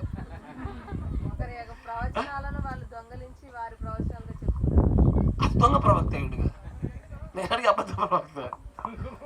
దొంగ ప్రవక్త అంటే వేరే వాళ్ళ ప్రవచనాల్ని తన ప్రవచనం దొంగతనం చేస్తానని ఇర్మియా గ్రంథంలో చెప్తా ఉంటాడు ఆయన. అది దొంగిలించే ప్రవక్తలు. అబద్ధ ప్రవక్త అంటే గాడ్ బ్లెస్ యు అంతేగా, పేరులోనే ఉందిగా. ఏది వాక్యము కానిదో, ఏది తన సొంత ఉద్దేశమైనదో, ఏది దేవుడి దగ్గరికి తీసుకెళ్లేదో దాని నుంచి కాకుండా వేరే దిక్కు తీసుకెళ్తూ చెప్పేటువంటి మాటల్నే అబద్ధ ప్రవక్త మాట్లాడతారు. కరెక్టేనా? అయ్యా జాగ్రత్త. రోమ్ లో ద బేసిల్ ఆఫ్ సిసిలియా అని ఒక ప్రాంతం ఉంటుంది, ఒక బిల్డింగ్ మీద. అక్కడికి పోప్ అని ఒక వ్యక్తి వస్తాడు, వచ్చి నిలబడతాడు, క్యాబ్ పెట్టుకుంటాడు, పెట్టుకొని శాంతి శాంతి మీ అందరికీ శాంతి అంటే ఏం లేదు, మీ అందరి పైన తలపైన టోప్ పెడుతున్నాయి ఆయన చెప్పినంత అబద్ధమే. ఆయన అబద్ధ ప్రవక్తున్నాడు అంటే అతడి పైకి కిరీటం రాగానే అతను అబద్ధ ప్రవక్త క్రియ స్టార్ట్ చేశాడు. అతడు నైసియా సభల కంటే ముందే అంత్యక్రీస్తుగా ఉన్నాడు. ఎందుకంటే అప్పుడే వాక్యబద్ధమైన సిద్ధాంతాలు ఉత్పత్తి చేశాడు. కానీ ఒకసారి కిరీటం పెట్టబడగానే పరిపూర్ణ అబద్ధ ప్రవక్తగా మలచబడ్డాడు. కరెక్టేనా? తర్వాత అతడే ఏమవుతాడు? మృగం రూపంలో ధరించుకుంటాడు అతడు. ఇలా ముగ్గురు ఒకటేనా? వేరు వేరే? ముగ్గురు ఒకరా వేరు వేరా? ముగ్గురు ఒకరే. ఇప్పుడు అతడు మృగమనే స్థాయిలోకి రాగానే అప్పుడయ్యా భూమి మీద 666 ముద్ర వచ్చేది. ఇప్పుడు ఒకసారి కొట్టు యూట్యూబ్ లో, ఒకడు తలకేలో చిప్ అంటాడు, ఒకడు చేతులు చిప్ అంటాడు, ఒకడు ఆధార్ కార్డు 666 అన్నాడు. అంటే ఉంచాలా చెప్పాలా నేను? 666 అంటే ఆధార్ కార్డు 666 అన్నాడు ఒక ఆయన. ఇవి ఫ్రీ బస్సులు లేవు ఇక మరి. కరెక్టే కాదు కదా? 666 ముద్ర ఎప్పుడంటే ఈ అంత్యక్రీస్తు అబద్ధ ప్రవక్త గారు, అబద్ధ ప్రవక్త మృగం అనే స్థాయిలోకి వెళ్ళిన తర్వాత ఈ ప్రకటన 13 యొక్క ఆ చిట్ట చివరి క్రయ విక్రయాలు దాని యొక్క పర్మిషన్ లేకుండా జరగని స్థాయిలోకి వెళ్ళగలిగేది అప్పుడు జరుగుద్దయ్యా. కరెక్టేనా? దీన్ని ప్రవక్త ఒక చోట మాట చెప్తాడు, దాన్ని ముందు పెడతాను చూడండి. ఈ కాలగడి వర్తమానికి చెప్తున్న మాట మీకు తెలియపరచాలి. ఆయన అంటాడు, రాసుకునే వాళ్ళు రాసుకోండి, 61-0808 దై హౌస్ 61-0808 లో 189 పేర్లు అంటాడు. బట్ ఇట్ ఈస్ 3 స్పిరిట్స్, ఇవి 3 ఆత్మలై ఉన్నవి అని అంటాడు. Just like communism, nazism, fascism, communism ఎలాగో ఈ 3 అపవిత్రమైనటువంటి కప్పలాంటి ఆత్మల లాంటివే. నాసిజము, ఫ్యాసిజము, కమ్యూనిజము. కానీ ఈ 3 కలిసి కమ్యూనిజంలో మిళితమైపోయాయి. ఈరోజు నాసిజం లేదు, ఫ్యాసిజం లేదు, కమ్యూనిజం మిగిలిపోయింది. కరెక్టేనా? ఈ 3 వేరువేరుగా ఉండే కాలాలు ఒకప్పుడు ఉన్నా ఈ 3 మిళితమై ఒకే దాంట్లోకి ఇప్పుడు ఎట్లా మిగిలిపోయినాయో, మృగము, ఘటసర్పము, అబద్ధ ప్రవక్త, ఈ 3 వేరువేరు దశలైనప్పటికీ ఈ 3 మిళితమైపోతాయి. ఈ 3 ఒక్కట అవబోతా ఉన్నాయి. This 3 spirits are going to become one. వింటున్నారా? దీన్ని దేవుడు ప్రవక్త అంటాడు తెలుసా? ఇట్స్ ఎ ట్రినిటీ, త్రిత్వము. ఈ త్రిత్వం కాస్త ఏకత్వంలోకి తీసుకొస్తారు మెల్లగా, మళ్ళీ దాని దైవత్వం అని చెప్తారు. వింటున్నారా? జాగ్రత్తగా అంటారు చూడండి. Remember I told you, I said it would be a thing, would take place, all wind up in communism. అన్ని కలిపి కమ్యూనిజంలోనికి నేను మిళితమైపోతానని చెప్పలేదా అంటూ ఆయన అంటాడు. And that's where it's done. అక్కడే ఇది జరిగింది. The same way Nazism, fascism, communism 3 వేరువేరుగా ఉండి ఒకే ఇజంలోనికి ఎట్లా మిళితమయ్యాయో అదే రీతిగా same way it will B at the time. At the time అంటే ఏ సమయంలో? 3 అపవిత్రాత్మల యొక్క కప్పల వంటి ఆ ఆత్మల సందర్భంలో కూడా అంతే అని అంటాడు. You see, it will be 3 unclean spirits that will go forth it. నేను చెప్పే సంగతి మీకు అర్థం కావట్లేదు కావచ్చు అంటాడు మళ్ళీ ఆయన. ఎట్లా అయితే నాసిజం, ఫాసిజం, కమ్యూనిజం 3 ఉండి 3 మిళితమైపోయి ఇప్పుడు ఈ రోజున ఒకే ఒకటి ఏళ్తా ఉందో, ఈ ఘటసర్పము క్రూర మృగము, అబద్ధ ప్రవక్త, 3 వేరు దశలు, వేరు శక్తులు చూపించేటువంటి కాలాన్ని బట్టి ఉన్నా ఈ 3 మిళితమై మళ్ళీ ఒకటవబోతా ఉన్నాయి. Yes or no? అది ఒకటైనప్పుడు ఏం జరుగుతుందో తెలుసా? పండగ జరుగుతుంది. ఏం పండగ? అణుబాంబుల పండగ. అయ్యా, అణుబాంబులు టపాసులు వెళ్తాయి భూమి మీద. కాకపోతే ఒక శుభవార్త, నువ్వు ఇక్కడ ఉండవు. ఎంత మాత్రం నువ్వు ఇక్కడ ఉండవా? నువ్వు ఉండే అవకాశం లేదు తల్లి. నీ తల్లి అనేది ఎవరో తెలుసా? వీళ్ళని కాదు, వధువుగా భార్యగా నిన్నన్నాను. ఆ సమయానికి దేవుని ఇక్కడ వచ్చాడు. ఈ 3 శక్తులు వేరువేరుగా ఉన్నప్పుడే ఇంత అల్లకల్లోలం జరుగుతుండే. ఇవే 3 శక్తులు ఏకమైపోయి ఒక్కటిగా మలచబడుతూ సకల దేశ రాజ్యాలన్నింటినీ యుద్ధం వైపు తీసుకెళ్తున్నప్పుడు అది ఎలా ఉంటుందో తెలుసా? అప్పుడు ప్రజలు కొండల దగ్గరికి వెళ్ళి అడుగుతారు, కప్పండి, దాచిపెట్టండి, ఈ యొక్క శ్రమ తట్టుకోలేకపోతా ఉన్నాం మేము, ఆ మహోన్నత ఉగ్రత తట్టుకోలేకపోతా ఉన్నాం మేము, మీ గుహలో మమ్మల్ని ఎక్కడ దాచిపెట్టండి అంటుంటే రాళ్ళంటే మాకు మేమే దాచుకోలేకపోతున్నామే, మేమే కరిగిపోయి కాలిపోతా ఉన్నామే, మిమ్మల్ని ఎక్కడికి కాపాడేది? మేము చూడడానికి సందు లేదు, మిమ్మల్ని ఇట్లా మేడకు డోర్ వేసుకున్నట్టు తిరుగుతూ ఉంటాం మేము, ఇక తిరగలేమే. ఎసార్నో? ఇవి సూచక క్రియలు చేసేటువంటి పని. ఎసార్నో? వింటున్నారా? ఈ 3 అపవిత్రాత్మలు చేసే ఫస్ట్ పని ఏంటిది? సూచక క్రియలు చేస్తాయి. కరెక్టేనా? 2 ఇవి దయ్యపు ఆత్మలే. ఈ 3 మిళితమై దయ్యపు ఆత్మగా పరిపూర్ణమైనటువంటి రీతిలో అదేమవ్వాలి? శరీరధార అవ్వాలి. వాక్యమైన దేవుడు ఎలాగూ యేసున శరీరధార అయ్యాడో, దుష్టుడు సాతాను వాడు అంత్యక్రీస్తులోనికి దయ్యపు శక్తి చేత, రాజకీయపు బలము చేత వాడు ఒకే ఒక ఇజంలాగా, ఒకే శక్తిలాగా వాడు పరిపూర్ణత చెందుతాడు. వాడి నోట్లోంచి వచ్చేటువంటి ఆత్మ అప్పుడు భయంకరం ఏంటంటే, అయ్యా ఇప్పుడే తట్టుకోలేకపోతున్నా, అప్పుడేం తట్టుకుంటారయ్యా? ఎసార్నో? కాకపోతే ఇక్కడ దేవుడు ఒక అద్భుతమైన మర్మాన్ని బయలుపరుస్తాడు. ఏంటి అంటే చూడండి, మరొక చోటు చూపిస్తాను మీకు. The anointed ones at the end time. అంత్యకాల అభిషక్తులైన వర్తమానంలో 322 నుంచి చూడండి, ఇక్కడ చెప్పే విషయాలతో మొత్తం మర్మమంతా బయటపరచబడతాయా, మనం చూడగలిగే కోణం అంతా బయటపడిపోతా ఉంటుంది. మామూలుగా ఉంటుంది అని అంటాడు. నోటీస్ రెవల్యూషన్ 16:13, ప్రకటన 16:13లో between 6th and 7th vial, 6-7 పాత్రల మధ్యలో 3 unclean spirits like frogs, కప్పలాంటి 3 అపవిత్ర ఆత్మలు went out of the mouth of someone. ఈ 3 కూడా ఒకరిలో నుంచి ఒక నోట్ల నుంచి బయటకు వెళ్ళిపోతా ఉన్నాయి. Now denominational brother, ఓ సంఘ శాఖ సహోదరుడా, ఇప్పుడు నీకు ఒక చిన్న ప్రేమపూర్వక హెచ్చరిక. ఏంటిది అని అంటాడు? Set still just a minute, ఒక్క నిమిషం జాగ్రత్త కూర్చొని మాట విను. Don't get up and walk out of the room. లేచి ఇప్పటికి నుంచి వెళ్ళిపోయే ప్రయత్నం చేయబాక, ఎందుకంటే ఈ మాట చాలా ప్రాముఖ్యమైనది అని అంటాడు. Back out there on this radio telephone hookup. Don't turn tape recorder off. ఇప్పుడు ఎవరిది నాపొద్దు, ఎవరు కూడా ఏమరపాటు ఉండదు, జాగ్రత్తగా వినండి అంటున్నాడు. ఎందుకంటే ఈ సంగతి మనము దేవుడి యొక్క పరలోక రాజ్య ప్రవేశంలోనికి మార్పు చెందించగలిగే ప్రాముఖ్యమైన సంగతి అని అంటాడు. ఏ ట్రినిటీ ఆఫ్ ఫ్రాగ్స్, కప్పల త్రిత్వం ఇది. ఏంటది? కప్పల త్రిత్వం. త్రిత్వం అంటే ఏంటి చెప్పండి? 3 కలయిక. ఇప్పుడు ఈ మైక్ల ట్రినిటీ అంటే వేరు, కప్పల ట్రినిటీ అంటే వేరు, దైవత్వపు ట్రినిటీ అంటే చెప్పండి. దైవత్వపు ట్రినిటీ అంటే దేవుడు యెహోవా గాను, మరియు కుమారుడు గాను, పరిశుద్ధాత్మ గాను, దేవుడు ముగ్గురుగా ఉన్నాడు. ఏంటది? దేవుడు ముగ్గురుగా ఉన్నారన్న మాట ఈ రోజున మనం ట్రినిటీగా, త్రిత్వంగా చూస్తున్నాం. కానీ మీకు పరిశుద్ధ గ్రంథంలో ఎక్కడ కనబడదు. ఎఫెసీ 4 ఏముంటది? విశ్వాసం ఒక్కటే, బాప్తిసం ఒక్కటే, దేవుడు ఒక్కడే. దేవుడు ఎల్లవేళ ఒక్కడే. ఈసారిలో ఈ త్రిత్వం అనేటువంటిది పాత సిద్ధాంతం. ఇది త్రిత్వం అనేది పాత సిద్ధాంతం. ఇది తండ్రి దేవుడు, కుమారుడు దేవుడు, పరిశుద్ధాత్మ దేవుడు. కానీ ఈ అపవిత్రాత్మల యొక్క ట్రినిటీని చూడండి.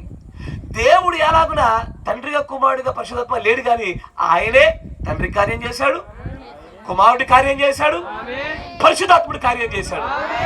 కానీ ఒక్కడే చేశాను, మంచి వినాల, కానీ ఒక్కడే. 3 వేరు కార్యాలు ఒక్కడే. ఘట సర్పం వాడే, క్రూరముగా వాడే, అబద్ధ ప్రవక్త వాడే, ఒక్కడే. 3 కార్యాలు చేస్తా ఉన్నాడు. ఇస్తాను. అందుకే దీన్ని దేవుడు ఏమంటారు తెలుసా? It's a trinity of frogs. కప్పల త్రిత్వం ఇది. ఎసారునో.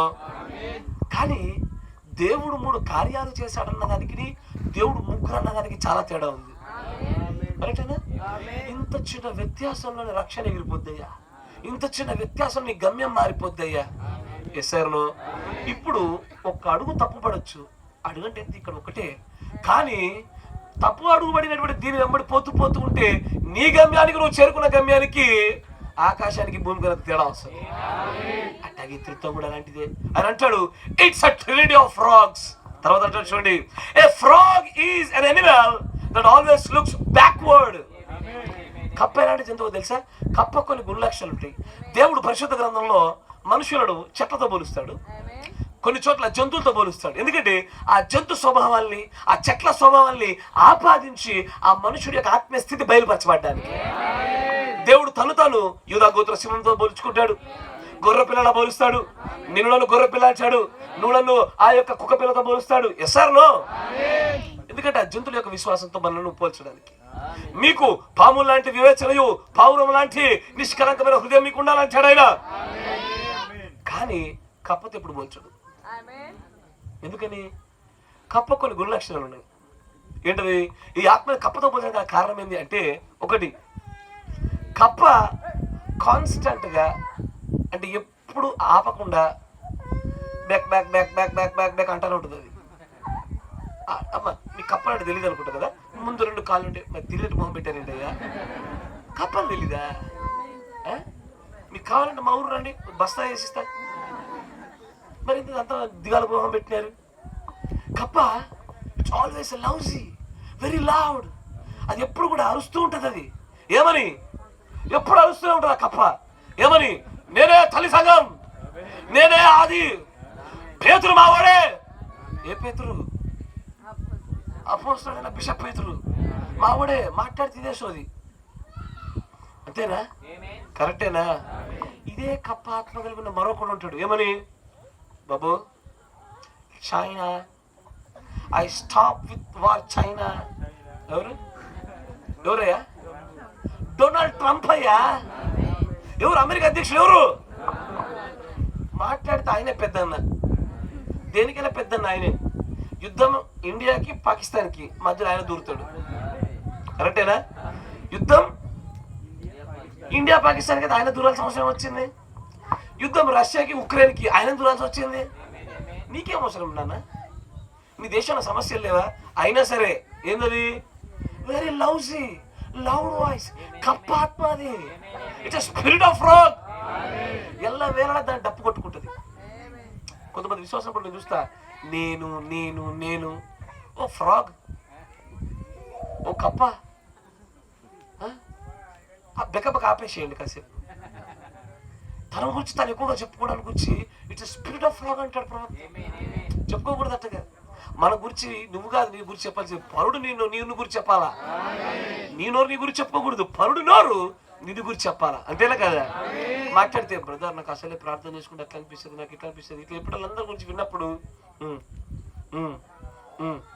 సరే సరే సరే ఓకే ఓకే అని దాటేస్తూ ఉంటా. గద్దించాలి మనల్ని. ఈ స్పిరిట్ ఆఫ్ ఫ్రాగ్ తీసేసేయాల. సార్నో. అయితే ఇప్పుడు ఈ స్పిరిట్ ఆఫ్ ఫ్రాగ్ ఉన్న లక్షణం అదే. ఇళ్ళవేళలా అదే ఆ పాత స్టోరీని చెప్పుకుంటూ తిరుగుతూ ఉంటుంది. రెండో లక్షణం ఏంటంటే, ఫ్రాగ్ ఉన్న లక్షణము అది ఎల్లవేళ బ్యాక్ సైడ్ చూస్తుంది. వెనక వైపు చూడడం దానికి అలవాటు, ముందు వైపు చూసి దుంకడం దానికి తెలీదు. ఎందుకంటే దాని కళ్ళు పక్కలకు ఉంటాయి కాబట్టి, పక్కలకు ఉండడం వల్ల ఎప్పుడు కూడా వెనక్కి చూస్తుంది. సార్నో. కరెక్టేనా? ఎప్పుడు వెనక్కి చూసి మాట్లాడుతూ ఉంటుంది. ఏమని? బాబు ఒకప్పుడు తల్లి సంఘమేమో, ఇప్పుడు కాదుగా. ఏ సార్నో. తర్వాత చూడాలి అంటాడు, that's he looks where he's come from.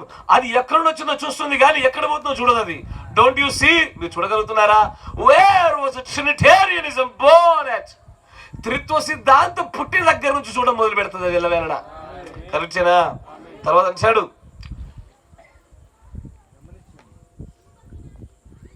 Remember, జ్ఞాపకం చేసుకోండి, 3 అన్క్లీన్ స్పిరిట్స్, 3 అపవిత్రమైన ఆత్మలు, ఇండివిజువల్ స్పిరిట్స్, వ్యక్తిగతమైన ఆత్మలు.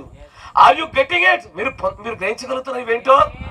తర్వాత notice, they look back to the Nicaea council.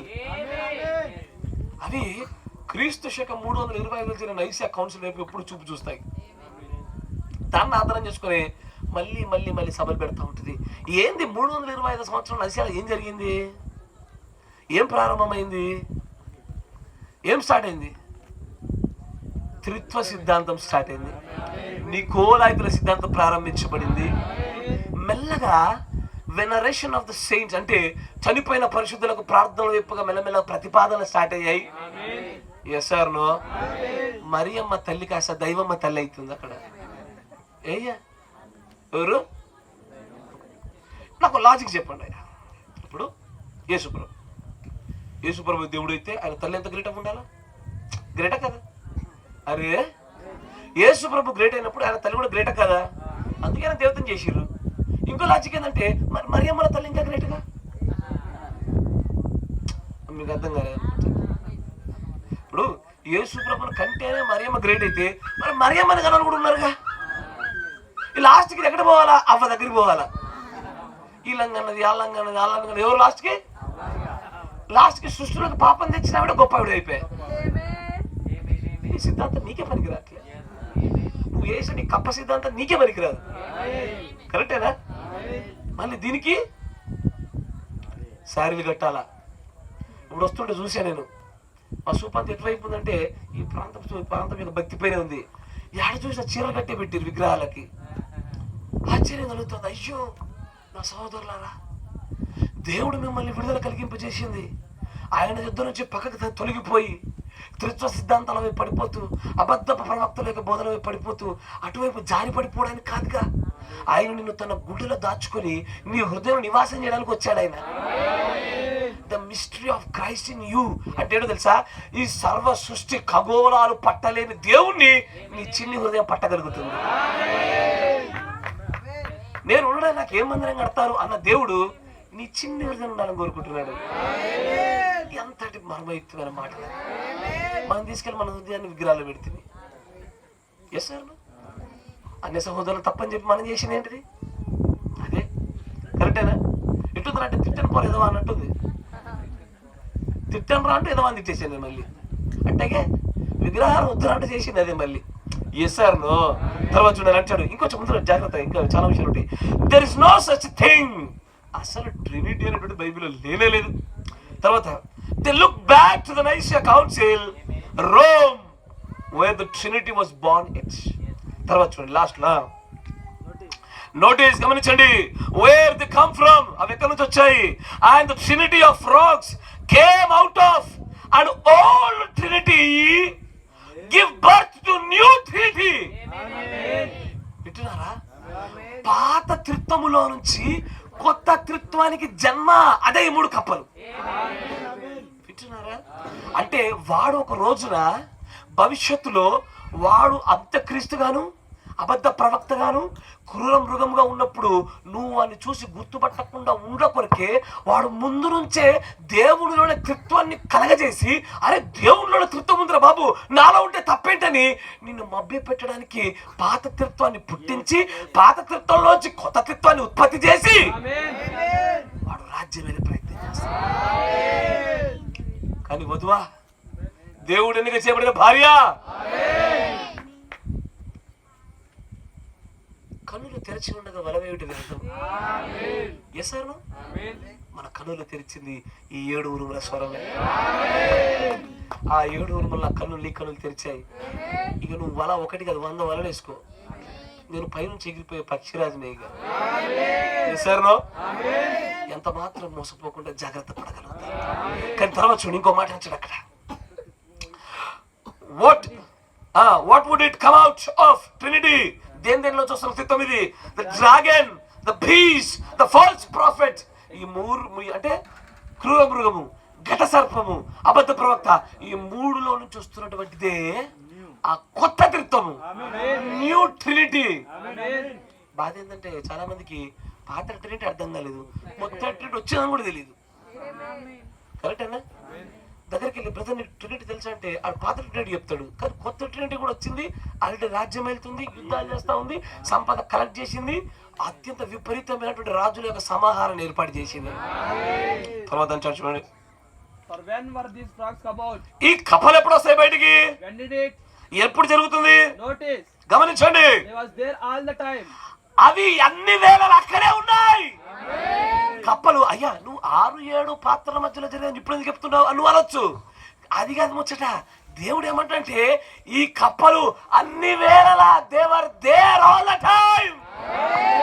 ఆ 3 ఇప్పుడు వచ్చేదో 6-7 పాత్రలు అప్పుడు మాత్రం వచ్చేది కాదు, అన్ని వేళలా ఉన్నాయి. దాన్నే మనం ఆహాబు యెహోషాపాతులు చూసాము. ఎస్ఆర్లో అన్ని వేళలా ఉన్నాయి. అంటే ఇప్పుడు నీ ఇంట్లో నా ఇంట్లో ఉండొచ్చా? నీ నా ఊర్లో ఉండొచ్చా? నీ నా సంఘంలో ఉండొచ్చా? కప్పలే కదా, ఎక్కడికైనా వస్తాయి అవి. కరెక్టేనా? ఉంటాయి. They were there all the time. తర్వాత అంటాడు కానీ 6-7 పాత్రల మధ్యలో మాత్రమే పరిపూర్ణమైన బహిర్గతం బయటపడుద్ది. కానీ ముందు నుంచే ఉన్నాయా? ఉన్నాయి. కానీ ఇంకో మాట చెప్తాడు ఆయన, ఏమంటాడు చూడండి, జస్ట్ బిఫోర్ సీల్స్ ఓపెన్ కానీ ముద్రలు తెరవబడ్డానికి కొంతకాలం ముందే బయలుపరచబడాలా. ఇప్పుడు కాసేపు మాట్లాడుకుందాం. 1963లో భూమి పుట్టక మునుపు నుంచి దాచిపెట్టే గొప్ప మర్మైతైన సంగతుల 7 మర్మాల్ని 7 ఉరుమ స్వరం గుండా దేవుడు బయలుపరిచాడు. బయలుపరిచింది ఎప్పుడు? 1900. ఆయన ఏమన్నాడు? ఈ 3 ఫ్రాగ్స్ జస్ట్ బిఫోర్ సీల్స్ వర్ ఓపెన్, ముద్రలు తెరవబడ్డానికి కొంచెం ముందే రివీల్ ఇట్, బయటపడాలా. కరెక్టేనా అయ్యా? కరెక్టేనా? ఒకసారి ఫోన్ ఉన్నాయి మీ దగ్గర ఉన్నాయా? గూగుల్లోకి వెళ్ళండి, గూగుల్లోకి వెళ్ళండి.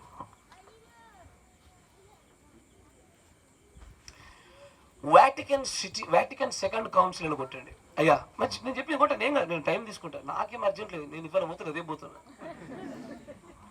అంతేనా? ఇవాళ పోయేది కాదు మా చూడండి. వాటికన్ సెకండ్ కౌన్సిల్ అని కొట్టండి.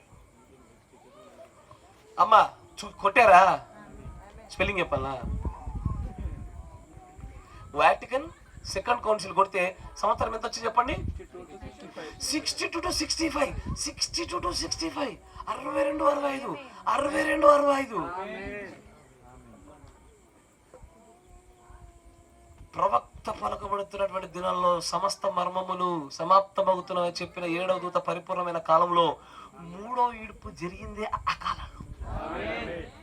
63లోనే ముద్రలు తెరవబడ్డాయి. కానీ దాని మీటింగ్ చూడండి మీరు, 62లో అక్టోబర్ 11. కరెక్టేనా? ప్రవక్త ఏమంటాడు? Just before the seals the 3 frogs should reveal. ఎసాను అవి బయలుపరచబడాలా. ఏం జరిగింది అంటే అప్పుడెప్పుడు 1800 చాలా సంవత్సరాల కింద జరిగినటువంటి వాటికన్ మీటింగ్స్, నైసియా సభ లాంటి మళ్ళీ ఒక కూటమి పెట్టాలని. మంచిగా వినాలా అయ్యా? పోప్ జాన్ 23 అనే వ్యక్తి అక్టోబర్ 11న 1962లో 2500 బిషప్లతో మళ్ళీ నైసియా సభల వంటి ఒక సభను ఏర్పాటు చేశాడు. ఎందుకు 61లో పెట్టచ్చుగా, 65 తర్వాత పెట్టచ్చుగా, 65 ఎందుకంటే ఈ కాల గడియ వర్తమానికుడు పనిచేసినటువంటి ఆ రాజఖడ్గంతో కూడుకున్న పని 63 నుంచి 65కే. ఎప్పుడు గుర్తుపెట్టుకోవాలి? సీల్స్ మనం గమనించే పెద్ద సూత్రం ఒకటే, దేవుడి శక్తి గొప్పగా ఎదిగే చోట దయ్యపు శక్తి కూడా ఎక్కువగా ఎదుగుతాం మొదలు పెడుతుంది. కరెక్టేనా? ఒకదానికి కూడా అపోజిట్గా ఎప్పుడు జరుగుతూనే ఉండాలి. గొప్ప బహిరంగమైనటువంటి గొప్ప బయలుపాటుతో పరిపూర్ణమైన వాక్య బయలుపాటు రానయ్యున్న దినాలలోనే వెంటనే వాటికన్ సిటీలో పోప్ జాన్ 23rd మీటింగ్ పిలిచాడు, ఏర్పాటు చేశాడు. ఆ మీటింగ్లో 16 ప్రాముఖ్యమైన డాక్యుమెంట్లు ఉన్నాయి. దాంట్లో 4 ప్రాముఖ్యమైన సిద్ధాంతాలు ఉంటాయి. 4 ప్రాముఖ్యమైన సిద్ధాంతాలు ఏంటో తెలుసా? అసలు ఆ కూటమి ఎందుకు పెట్టారు తెలుసా? సెక్యులరిజం ఎక్కువ అవుతుందని, మోడర్న్ సైన్స్ బాగా అడ్వాన్స్ అయిందని, సంఘం అవుట్డేటెడ్ అయిపోయింది, ఎవడు సంఘంలోకి వస్తలేడని రూల్స్ మార్చారు. అంతకుముందు రోమ్లోనికి ఎవరైనా వెళ్ళాలన్నా, ఆ సంఘం యాజకత్వంలో పాలుపంపులు పొందాలన్నా అవుట్ సైడర్స్కి అవకాశం లేదు, జరగకపోయేది. ప్రభురాత్రి మొదలు ఇచ్చేప్పుడు వినవాలంటే లాటిన్ భాషలో చదవాలా. ఆ మీటింగ్లో రూల్ మార్చేసింది. తర్వాత అంతకుముందు ఇదే రోములు 10 లక్షల మిలియన్ల కంటే ఎక్కువగా యూదులను చంపేసినటువంటి చరిత్ర కలిగిన వాళ్ళు ఈ మీటింగ్లలోనే వేరే మతస్థుల పట్ల సహనం పెంపొందించడం స్టార్ట్ అయింది. మిగతా మతాలతో ఐక్యత పెరిగింది. ఎక్యుమెనికల్ కౌన్సిల్ రెండవ మృగము మొదటి మృగానికి ఒక ప్రతిమ తయారు చేస్తుంది. ప్రకటన 13.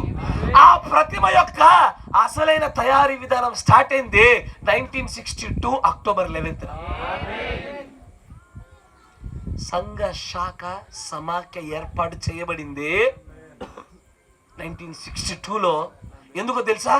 అక్కడ ముద్రలు తెరవబడబోతున్నాయి కాబట్టి, దేవుడి యొక్క వధువు కోసం కావలసినటువంటి దాని హక్కు పత్రం రాబోతుంది కాబట్టి ఇక్కడ శత్రు ముందుగానే సిద్ధపడ్డాడు. వాడు సిద్ధపడాలా? ఇప్పటిదాకా పడవచ్చు, కానీ ఎప్పటిదాకా పడ్డాడు? ఎగ్జాక్ట్ ఈ భూమి మీద ప్రవక్త ఎంత కాలం ఉన్నాలో అంతవరకే కష్టపడ్డాడు వాడు, 65 వరకే. మళ్ళీ వెంటనే పోప్ పాల్ 6th ఆయన వచ్చి వెంటనే ఈ మీటింగ్స్ ఆపేశాడు. మీరు స్టార్ట్ చేసి ఆపేసిన మీటింగ్లను సాధారణంగా చూస్తే ఏముందమ్మా, ఒక మతాధికారి వాళ్ళ సంఘంలో పెట్టుకున్న కూటములు అనుకుంటారు, అంతే కదా. ఒక సంఘంలో జరిగిన కూటమి అనుకుంటారు. కానీ సహోదరుడా, నువ్వు గనక ఈ 3 శక్తుల్లో మత శక్తి యొక్క ద స్పిరిట్ ఆఫ్ రిలీజియన్ గుండా చూస్తుంటే ఎందుకు ఆతిథ్యుల్లోనే జరగాల? రెండోది, వారు ఎందుకు అలాంటి సిద్ధాంతాలు ఏర్పాటు చేయాలా, ఎందుకు అలాంటి విడుదలే పొందుకోవాలా అని చూస్తుంటే అక్కడే ఎగ్జాక్ట్గా 3 కప్పల వంటి అపవిత్రాత్మల యొక్క రివీలింగ్ జరిగిన స్థలము 62 నుంచి 65లోనే. కరెక్టేనా? Just before the seals open. ఎసారో? కానీ మీకు మాట చెప్పా, ఎక్కడెక్కడైతే ఈ 3 అపవిత్ర ఆత్మలు ఉంటాయో ఒకటి సూచనలు జరగాల. ఎసారో? 2 దయ్యపు ఆత్మల కార్యాలు జరగాల. 3 ప్రభు యొక్క రాకడ జరగాల. ఎందుకంటే మీరు ప్రకటన 16 గురించి కంటిన్యూ చదువుతుంటే ఈ 3 అపవిత్రాత్మల తర్వాత ఎదుగో నేను దొంగ వేల వచ్చున్నాను అంటాడు ఆయన. దొంగ వేల వస్తున్నట్టు అకస్మాత్తుగా జరగాల. ఎసార్లో ఎగ్జాక్ట్గా 62 అక్టోబర్ 11th రోమా మళ్ళీ వాటికన్ సెకండ్ కౌన్సిల్ మీటింగ్ జరిగింది. 3 అపవిత్రాత్మల యొక్క కప్పల వంటి ప్రభావాలు బయటకు వచ్చేసాయి. వెంటనే అక్కడ ఒక ఆత్మీయమైన స్పిరిచువల్ వార్ జరుగుతుంది. ఎవరెవరికి? 7th మెసెంజర్కి, లవోదిక సంఘకాలానికి స్పిరిచువల్ వార్ బిగిన్ అయింది. ఈ వార్ జరుగుతుండగానే ఈ 3 అపవిత్రాత్మలు ఉన్నప్పుడు ఏం జరగాల? దొంగ వలె ప్రభు దిగి రావాల. 1963లో జరిగినది.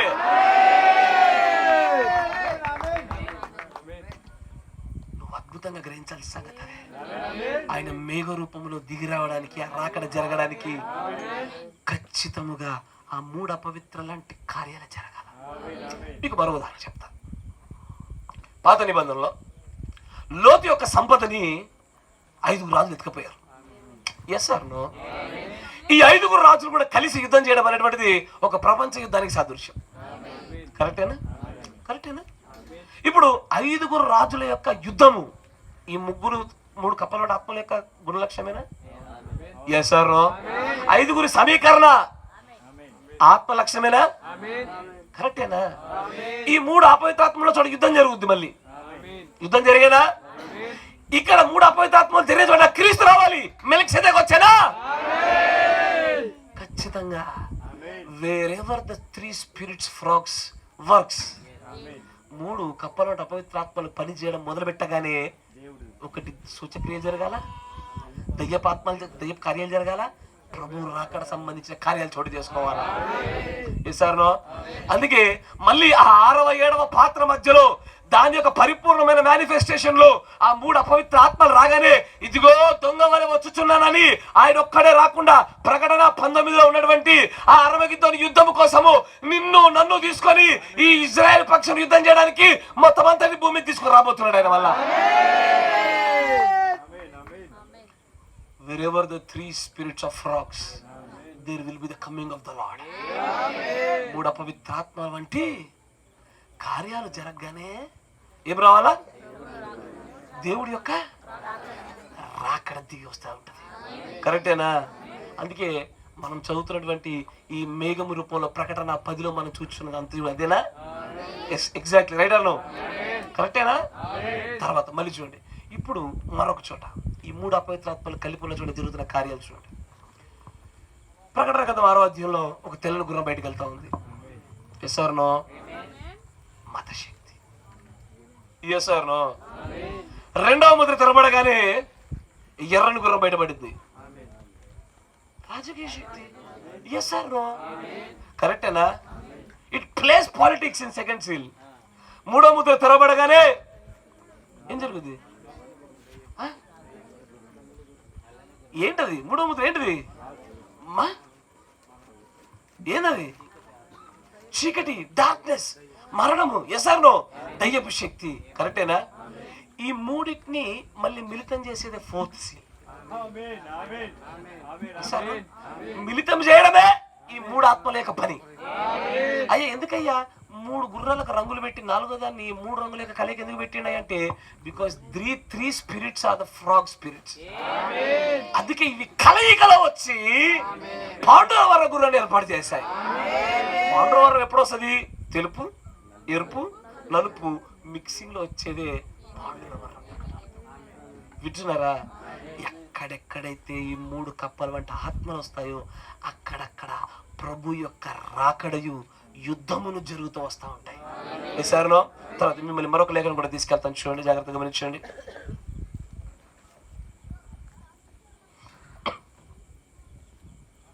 ఇప్పుడు యేసు ప్రభు యొక్క మొదటి రాకడ, అవునా?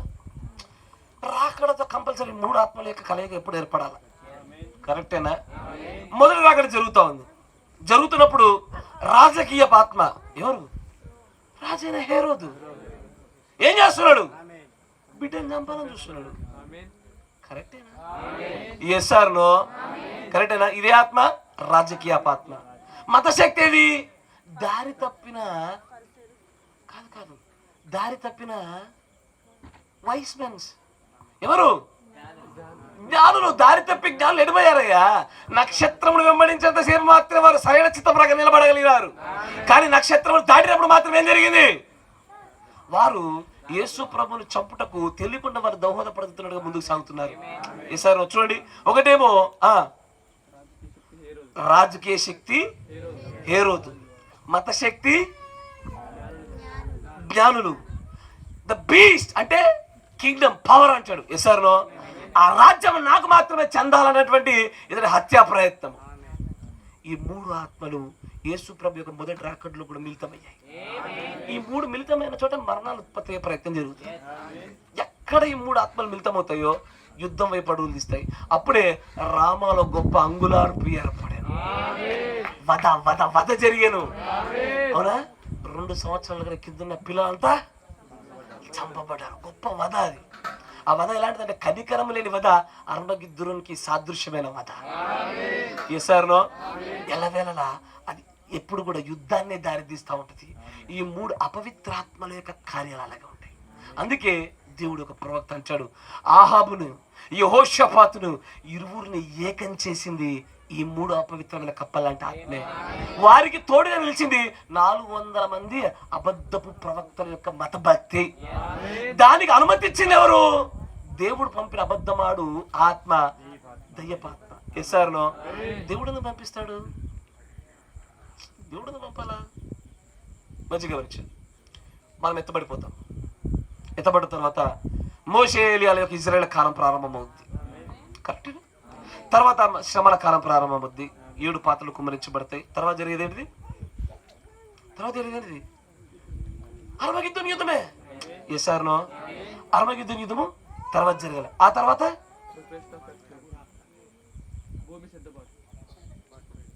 భూమి యొక్క సిద్ధపాటు, అషరింగ్ ఆఫ్ మిలీనియం అంటారు దాన్ని. ఆ తర్వాత 1000 ఏళ్ల పరిపాలన. కరెక్టేనా? దేవుడు సాతానుని ఎల్లవెల్ల ఏం చేస్తాడంటే కొన్ని చోట్ల బంధిస్తాడు, కొన్ని చోట్ల వదులుతాడు, కొన్ని చోట్ల బంధిస్తాడు, కొన్ని చోట్ల వదులుతాడు. దాన్ని ప్రవక్త పేరోల్ అంటాడు.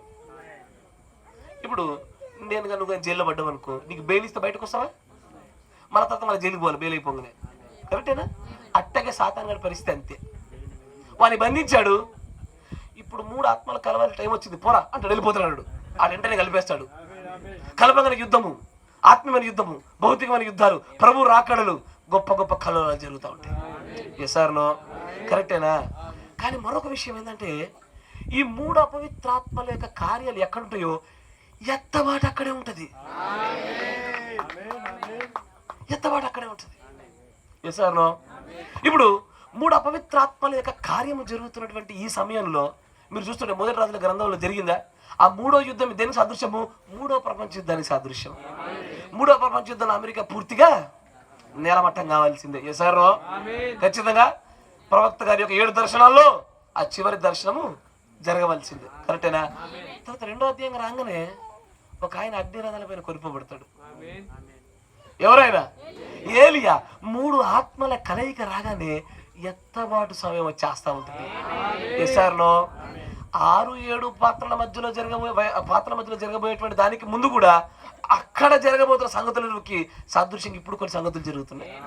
ఇప్పుడు ఈ 3 ఆత్మల కలయిక ఏ సంవత్సరం జరిగింది? 1962లోనే జరిగింది. కరెక్టేనా? అందుకే 1963లోనే దేవుడు ప్రవక్త అంటాడు, our spiritual resurrection has already happened అంటాడు ఆయన. మన ఆత్మీయమైనటువంటి ఎత్తబాటు, మనం దేవునితో పాటు ఇప్పటికే జీవిస్తున్నాం, కాకపోతే ఆత్మయు ప్రాణం దేహము కొనిపోతే పెండింగ్ ఉంది అంటాడు ఆయన. ఎస్ఆర్నో? అందుకే ఈ రోజున ఈ 3 అపవిత్రాత్మల కార్యాలు జరగగానే ఎత్తబాటు కార్యం దగ్గర పడతా ఉంది. ఇప్పుడు ఈ 3 అపవిత్రాత్మలు ఏం చేస్తున్నాయి? రాజుల్ని పోగు చేస్తా ఉన్నాయి, రాజ్యాల్ని పోగు చేస్తా ఉన్నాయి. అయ్యా, ప్రపంచం మొత్తం దేశాన్ని విభాగించి చూడండి, 2 విభజనలు. ఒకటి రష్యన్ సోవియట్, రెండోది నాటో. ఎస్ఆర్నో? 2 వేరు అయిపోయినాయి. ఇండియా ఎక్కడుంది? అలీన విధానం మధ్యలో ఉంది. అంతేనా? మేము ఇండ్లుండం. ఎందుకు తెలుసా? ఇండియా లాంటి ప్రాంతం నుంచి తూర్పు దేశం జ్ఞానులు పైకి వెళ్ళాలి. ఎస్ఆర్నో? వీళ్ళు అల్ల చేరారు, ఇల్లు చేరారు. ఎక్కడ చేరతారు? వీరి పౌరసత్వము పరలోకంలో ఉంది కనుక అక్కడ చేరాలి వీళ్ళు. ఓ వధువా, నిన్ను సిద్ధపరచు కొరకే దేవుడు చేస్తున్నటువంటి మహత్తరమైన కార్యాల సంఖ్య చూస్తుంటే, నీ కంటికి కనబడకుండా జరుగుతున్న సంఖ్యను చూస్తుంటే నిజంగా ధన్యురాలే. అద్భుతమైన కార్యాలు 62లోనే ఈ 3 ఆత్మల యొక్క కలయిక ఎంతో అద్భుతంగా జరిగినప్పటికీ కూడా నిన్ను నన్ను భద్రం చేస్తూ ఆ మేఘంలోనే దాస్తూ ఒక ప్రవక్త వర్తమానం ద్వారా, ఈ సజీవ వాక్కుల ద్వారా, 7 ముద్రల ద్వారా నిన్ను నన్ను దేనిలో కలవనివ్వకుండా సజీవంగా పోషిస్తూ తీసుకెళ్తానే ఉన్నాడు ఆయన. సంతోషంగా ఉందా? ఆ 3 అపవిత్రాత్మల యొక్క కార్యాల్లో మాత్రమే జాగ్రత్త. రాజకీయ శక్తి, మత శక్తి మరియు దయ్యపు శక్తి, ఈ 3 కలయిక ఎక్కడ కనబడుద్ది అంటే మనము చూస్తున్నటువంటి రాజకీయాల్లోనూ కనబడుతున్న భక్తిలో ఎక్కడ భక్తిలో కనబడుద్ది? అన్ని చోట్ల కాదు, క్రైస్తవ్యంలోనే కనబడేది. ధర్మ విరోధి ఎక్కడ చుత్పత్తి అవుతాడు? క్రైస్తవ్యంలో చుత్పత్తి అవుతాడు వాడు. మనలో నుంచే బయటకు వెళ్ళేది కానీ వారు మనవారు కాదంటాడు ఆయన. ఆ మత శక్తి నుంచి తప్పించబడుటకే ఈరోజు దేవుడు నీ కొరకు నా కొరకు ఇచ్చిన ఈ వర్తమానాన్ని మనం స్వీకరించగలగాల. అయ్యా, సంతోషంగా ఉన్నారా? ఏమవుదునో చివరి స్వరము వినకుంటే, ఎటు పోదునో కడవరి పిలుపును వినకుంటే, ఏమవుదునో చివరి స్వరము వినకుంటే, ఎటు పోదునో కడవరి పిలుపును వినకుంటే, నిరక్షింపబడినానంటే నీ కడబూర స్వరము నన్ను పిలచినందునే. గట్టిగా, నిరక్షింపబడినానంటే నీ కడబూర స్వరము నన్ను పిలచినందునే. ఏమౌనా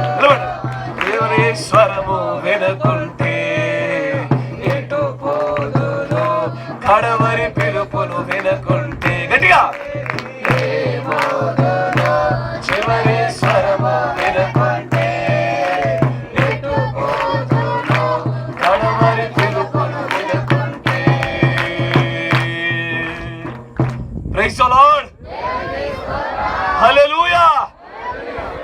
అయ్యా, నిజంగానే తప్పింపబడుడికి మీ కొరకు నా కొరకు దేవుడు నిజంగానే ఆ 3 కప్పలంట పవిత్ర ఆత్మ నుంచి ఎల్లవెల్ల కాపాడుతూనే ఉన్నాడు అయ్యా. కానీ నీకు బయలుపరచబడినటువంటి కాలం వేరేమో కానీ కాపాడబడుతున్నది మాత్రమే అన్ని వేళ కాపాడబడుతూనే ఉన్నాడు.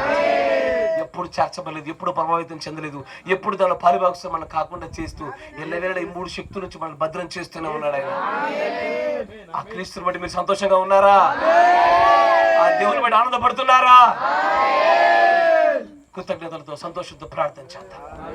పరిశుద్ధుడా, మహోన్నతుడా, కృపా కనికరం కలిగిన గొప్ప దేవా, నీకు స్తుతులు స్తోత్రములు చెల్లిస్తా ఉంటున్నాం యేసయ్యా.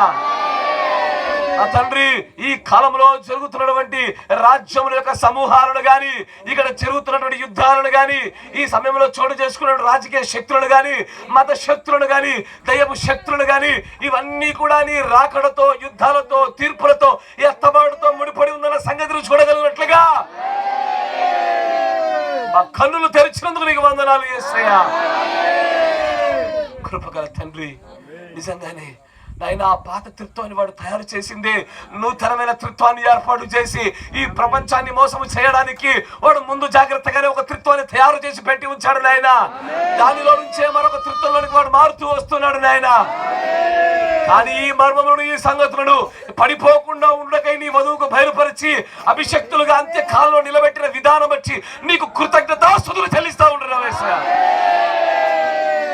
దేనికి పనికి రానటువంటి వారం యేసయ్యా, నిజంగానే ఏ మంచి లేని వారం యేసయ్యా. మేమందరం ఈ లోకంలో కనులు ఉన్నారు, అందగాళ్ళు ఉన్నారు ప్రభువా, ధనవంతులు ఉన్నారు, శక్తి కలిగిన వారు ఉన్నారు, కానీ అత్యంత అల్పులమైనటువంటి మమ్మల్ని నువ్వు ఏర్పాటు చేసుకుని నువ్వు మమ్మల్ని పిలిచి నీ ఆత్మ చేత అభిషేకింపచేసి ప్రత్యేకించబడిన జనాంగంగా ఏర్పాటు చేసి ఈ ప్రపంచాన్ని మోసపుచ్చుతున్నటువంటి ఆ 3 అపవిత్రమైన కప్పలాంటి ఆత్మల నుంచి కాపాడుతున్న దేవానికి వందనాలు యేసయ్యా. ఏమిచ్చినా నీ రుణములు తీర్చుకోలేము తండ్రి. నువ్వే గనక లేకపోతే, ఈ చివరి కాల గడియ వర్తమానమే లేకపోతే, ఈ చివరి పిలిపే లేకపోతే ఏమవుతుందో కూడా తెలియదయ్యా. నీ అద్భుతమైన కృప వర్తమానం బట్టి వందనాలు తండ్రి. నువ్వు పంపినటువంటి దూతను బట్టి వందనాలు యేసయ్యా. నువ్వు కనపరుచుతున్న ప్రేమను బట్టి నీ కృతజ్ఞతలు యేసయ్యా. ఈ యొక్క వధువు పరిపూర్ణతకి వచ్చినట్టుగా సహాయం దయచు. ఈ ధర్మ విరోధికి అడ్డుగా నిలబడేది వీరే నాయన. వీరొక్కసారి అడ్డు తీసివేయబడిన తర్వాత వాడు తన కాలమందు పరిపూర్ణమైనటువంటి రీతిలో వాడు బయలుపరచబడుతున్న గడగా ఈ వధువును, ఈ భార్యను ప్రభువ పరిపూర్ణమైన సిద్ధపడ్డ దయచేయమని ఈ మాటల గుండా ప్రభువ వీరు సంఘాలను, కుటుంబాలను, వ్యక్తిగతంగాను, దేశాలను, ప్రాంతాలను, ఈ 3 అపవిత్రాత్మల యొక్క ప్రభావాలు ఉన్నటువంటి సమస్తాన్ని చూడగలిగే నేత్రాలు వీరు దయచేయండి యేసయ్యా. నువ్వు దయచేసిన తాళమును బట్టి వందనాలు. మీరు ఇది మొదలుకొని ఈ తాళంతో ప్రతి తాళమును కూడా, ప్రతి దాన్ని కూడా తేలగలిగేటువంటి గొప్ప శక్తి, జ్ఞాన, వివేచనలు ఈ మందకు దయచేయమని ప్రార్థిస్తా ఉంటున్నాను. కూడి వచ్చిన ప్రతి బిడ్డను ఆశీర్వదించమని ప్రార్థిస్తా ఉంటున్నాను. ఇదిగో వాక్యం బయలు వెళ్ళిన తోడనే స్వస్థత కలిగేటువంటి గొప్ప శక్తి గల వాక్యం నీదయ్యా. ఈ సమూహంలో ప్రభువా ఏ బిడ్డైనా సరే విశ్వాసం కలిగి తమ కుడి హస్తాలు పైకెత్తి ఇదిగో ఈ సమయంలో బాగుపడగలుగుతాను అని విశ్వసించుతున్న ప్రతి ఒక్కరి పైకి నీ సర్వశక్తివంతమైన ఆత్మను తెచ్చమని ప్రార్థిస్తా ఉంటున్నాను. ప్రభు అయిన యేసుక్రీస్తు నామములో విశ్వాసంతో చేతులెత్తిన ప్రతి ఒక్కరికి పరిపూర్ణమైన స్వస్థత అనుగ్రహించబడును గాక. ప్రత్యక్షతలో, భక్తిలో ఎదగాలని ఆశపడుతూ, పరిపూర్ణతను చేరాలని తృష్ణగలుగుతూ, నీతో అత్తుకుపోవాలని కోరిక కలిగిన వాక్యంలో వాక్యంగా మమేకమవ్వాలని ఆశపడుతున్నా ఈ బిడ్డలను జ్ఞాపకం చేసుకునే యేసయ్యా. ఈ బిడ్డల ఆశలు, తృష్ణలు, వాక్యాలను తీర్చమని ప్రార్థిస్తాం. ఆయన నీతో కలిసే గడియ దగ్గరలోనే ప్రభా. ఇక మిగిలి ఉన్నది ఒకటే, నీ దగ్గరికి మేమందరం కొనిపోబడడం తప్ప ఈ భూమి మీద మాకు ఇంకా ఏది మిగిలిలేదు నా యేసయ్యా. ఆ పరలోకంలో జరగబోయే గొప్ప ఆరాధన ప్రదర్శనకు నాయన చిన్ని ప్రదర్శనగా జరుగుతున్నటువంటి ఈ ప్రాంతాన్ని దీవించండి, ఈ కుటుంబాలను దీవించండి, కుడి వచ్చండి బిడ్డలను దీవించండి ప్రభా. నాయన ఈ కుటుంబాలు ఏర్పాటు చేసిన కుటుంబాలను దీవించండి నాయన. వీటిలో పాల్పొమ్మలు పొందుకొనిచ్చిన ప్రతి హస్తాన్ని దీవించండి ప్రభా. మందరు పరిపూర్ణం చేసి నీ నామను గణపరుచుకొని నీ సింహాసనం కుడి పార్శ్వంలో వీరందరినీ కూర్చుండవచ్చమని ప్రభువైన యేసు క్రీస్తు నామములో ప్రార్థన చేయుచున్నాము. ఆమేన్. God bless you. దేవుడు మిమ్మల్ని అందరినీ దీవించును గాక, మీ కుటుంబంలో కూడా దీవించును గాక. ఆ 3 అపవిత్రమైన కప్పలాంటి ఆత్మల యొక్క ప్రభావాల నుంచి దేవుడు కృపచేత మీరు ఎలా తప్పించబడుదురు గాక. ఆమేన్.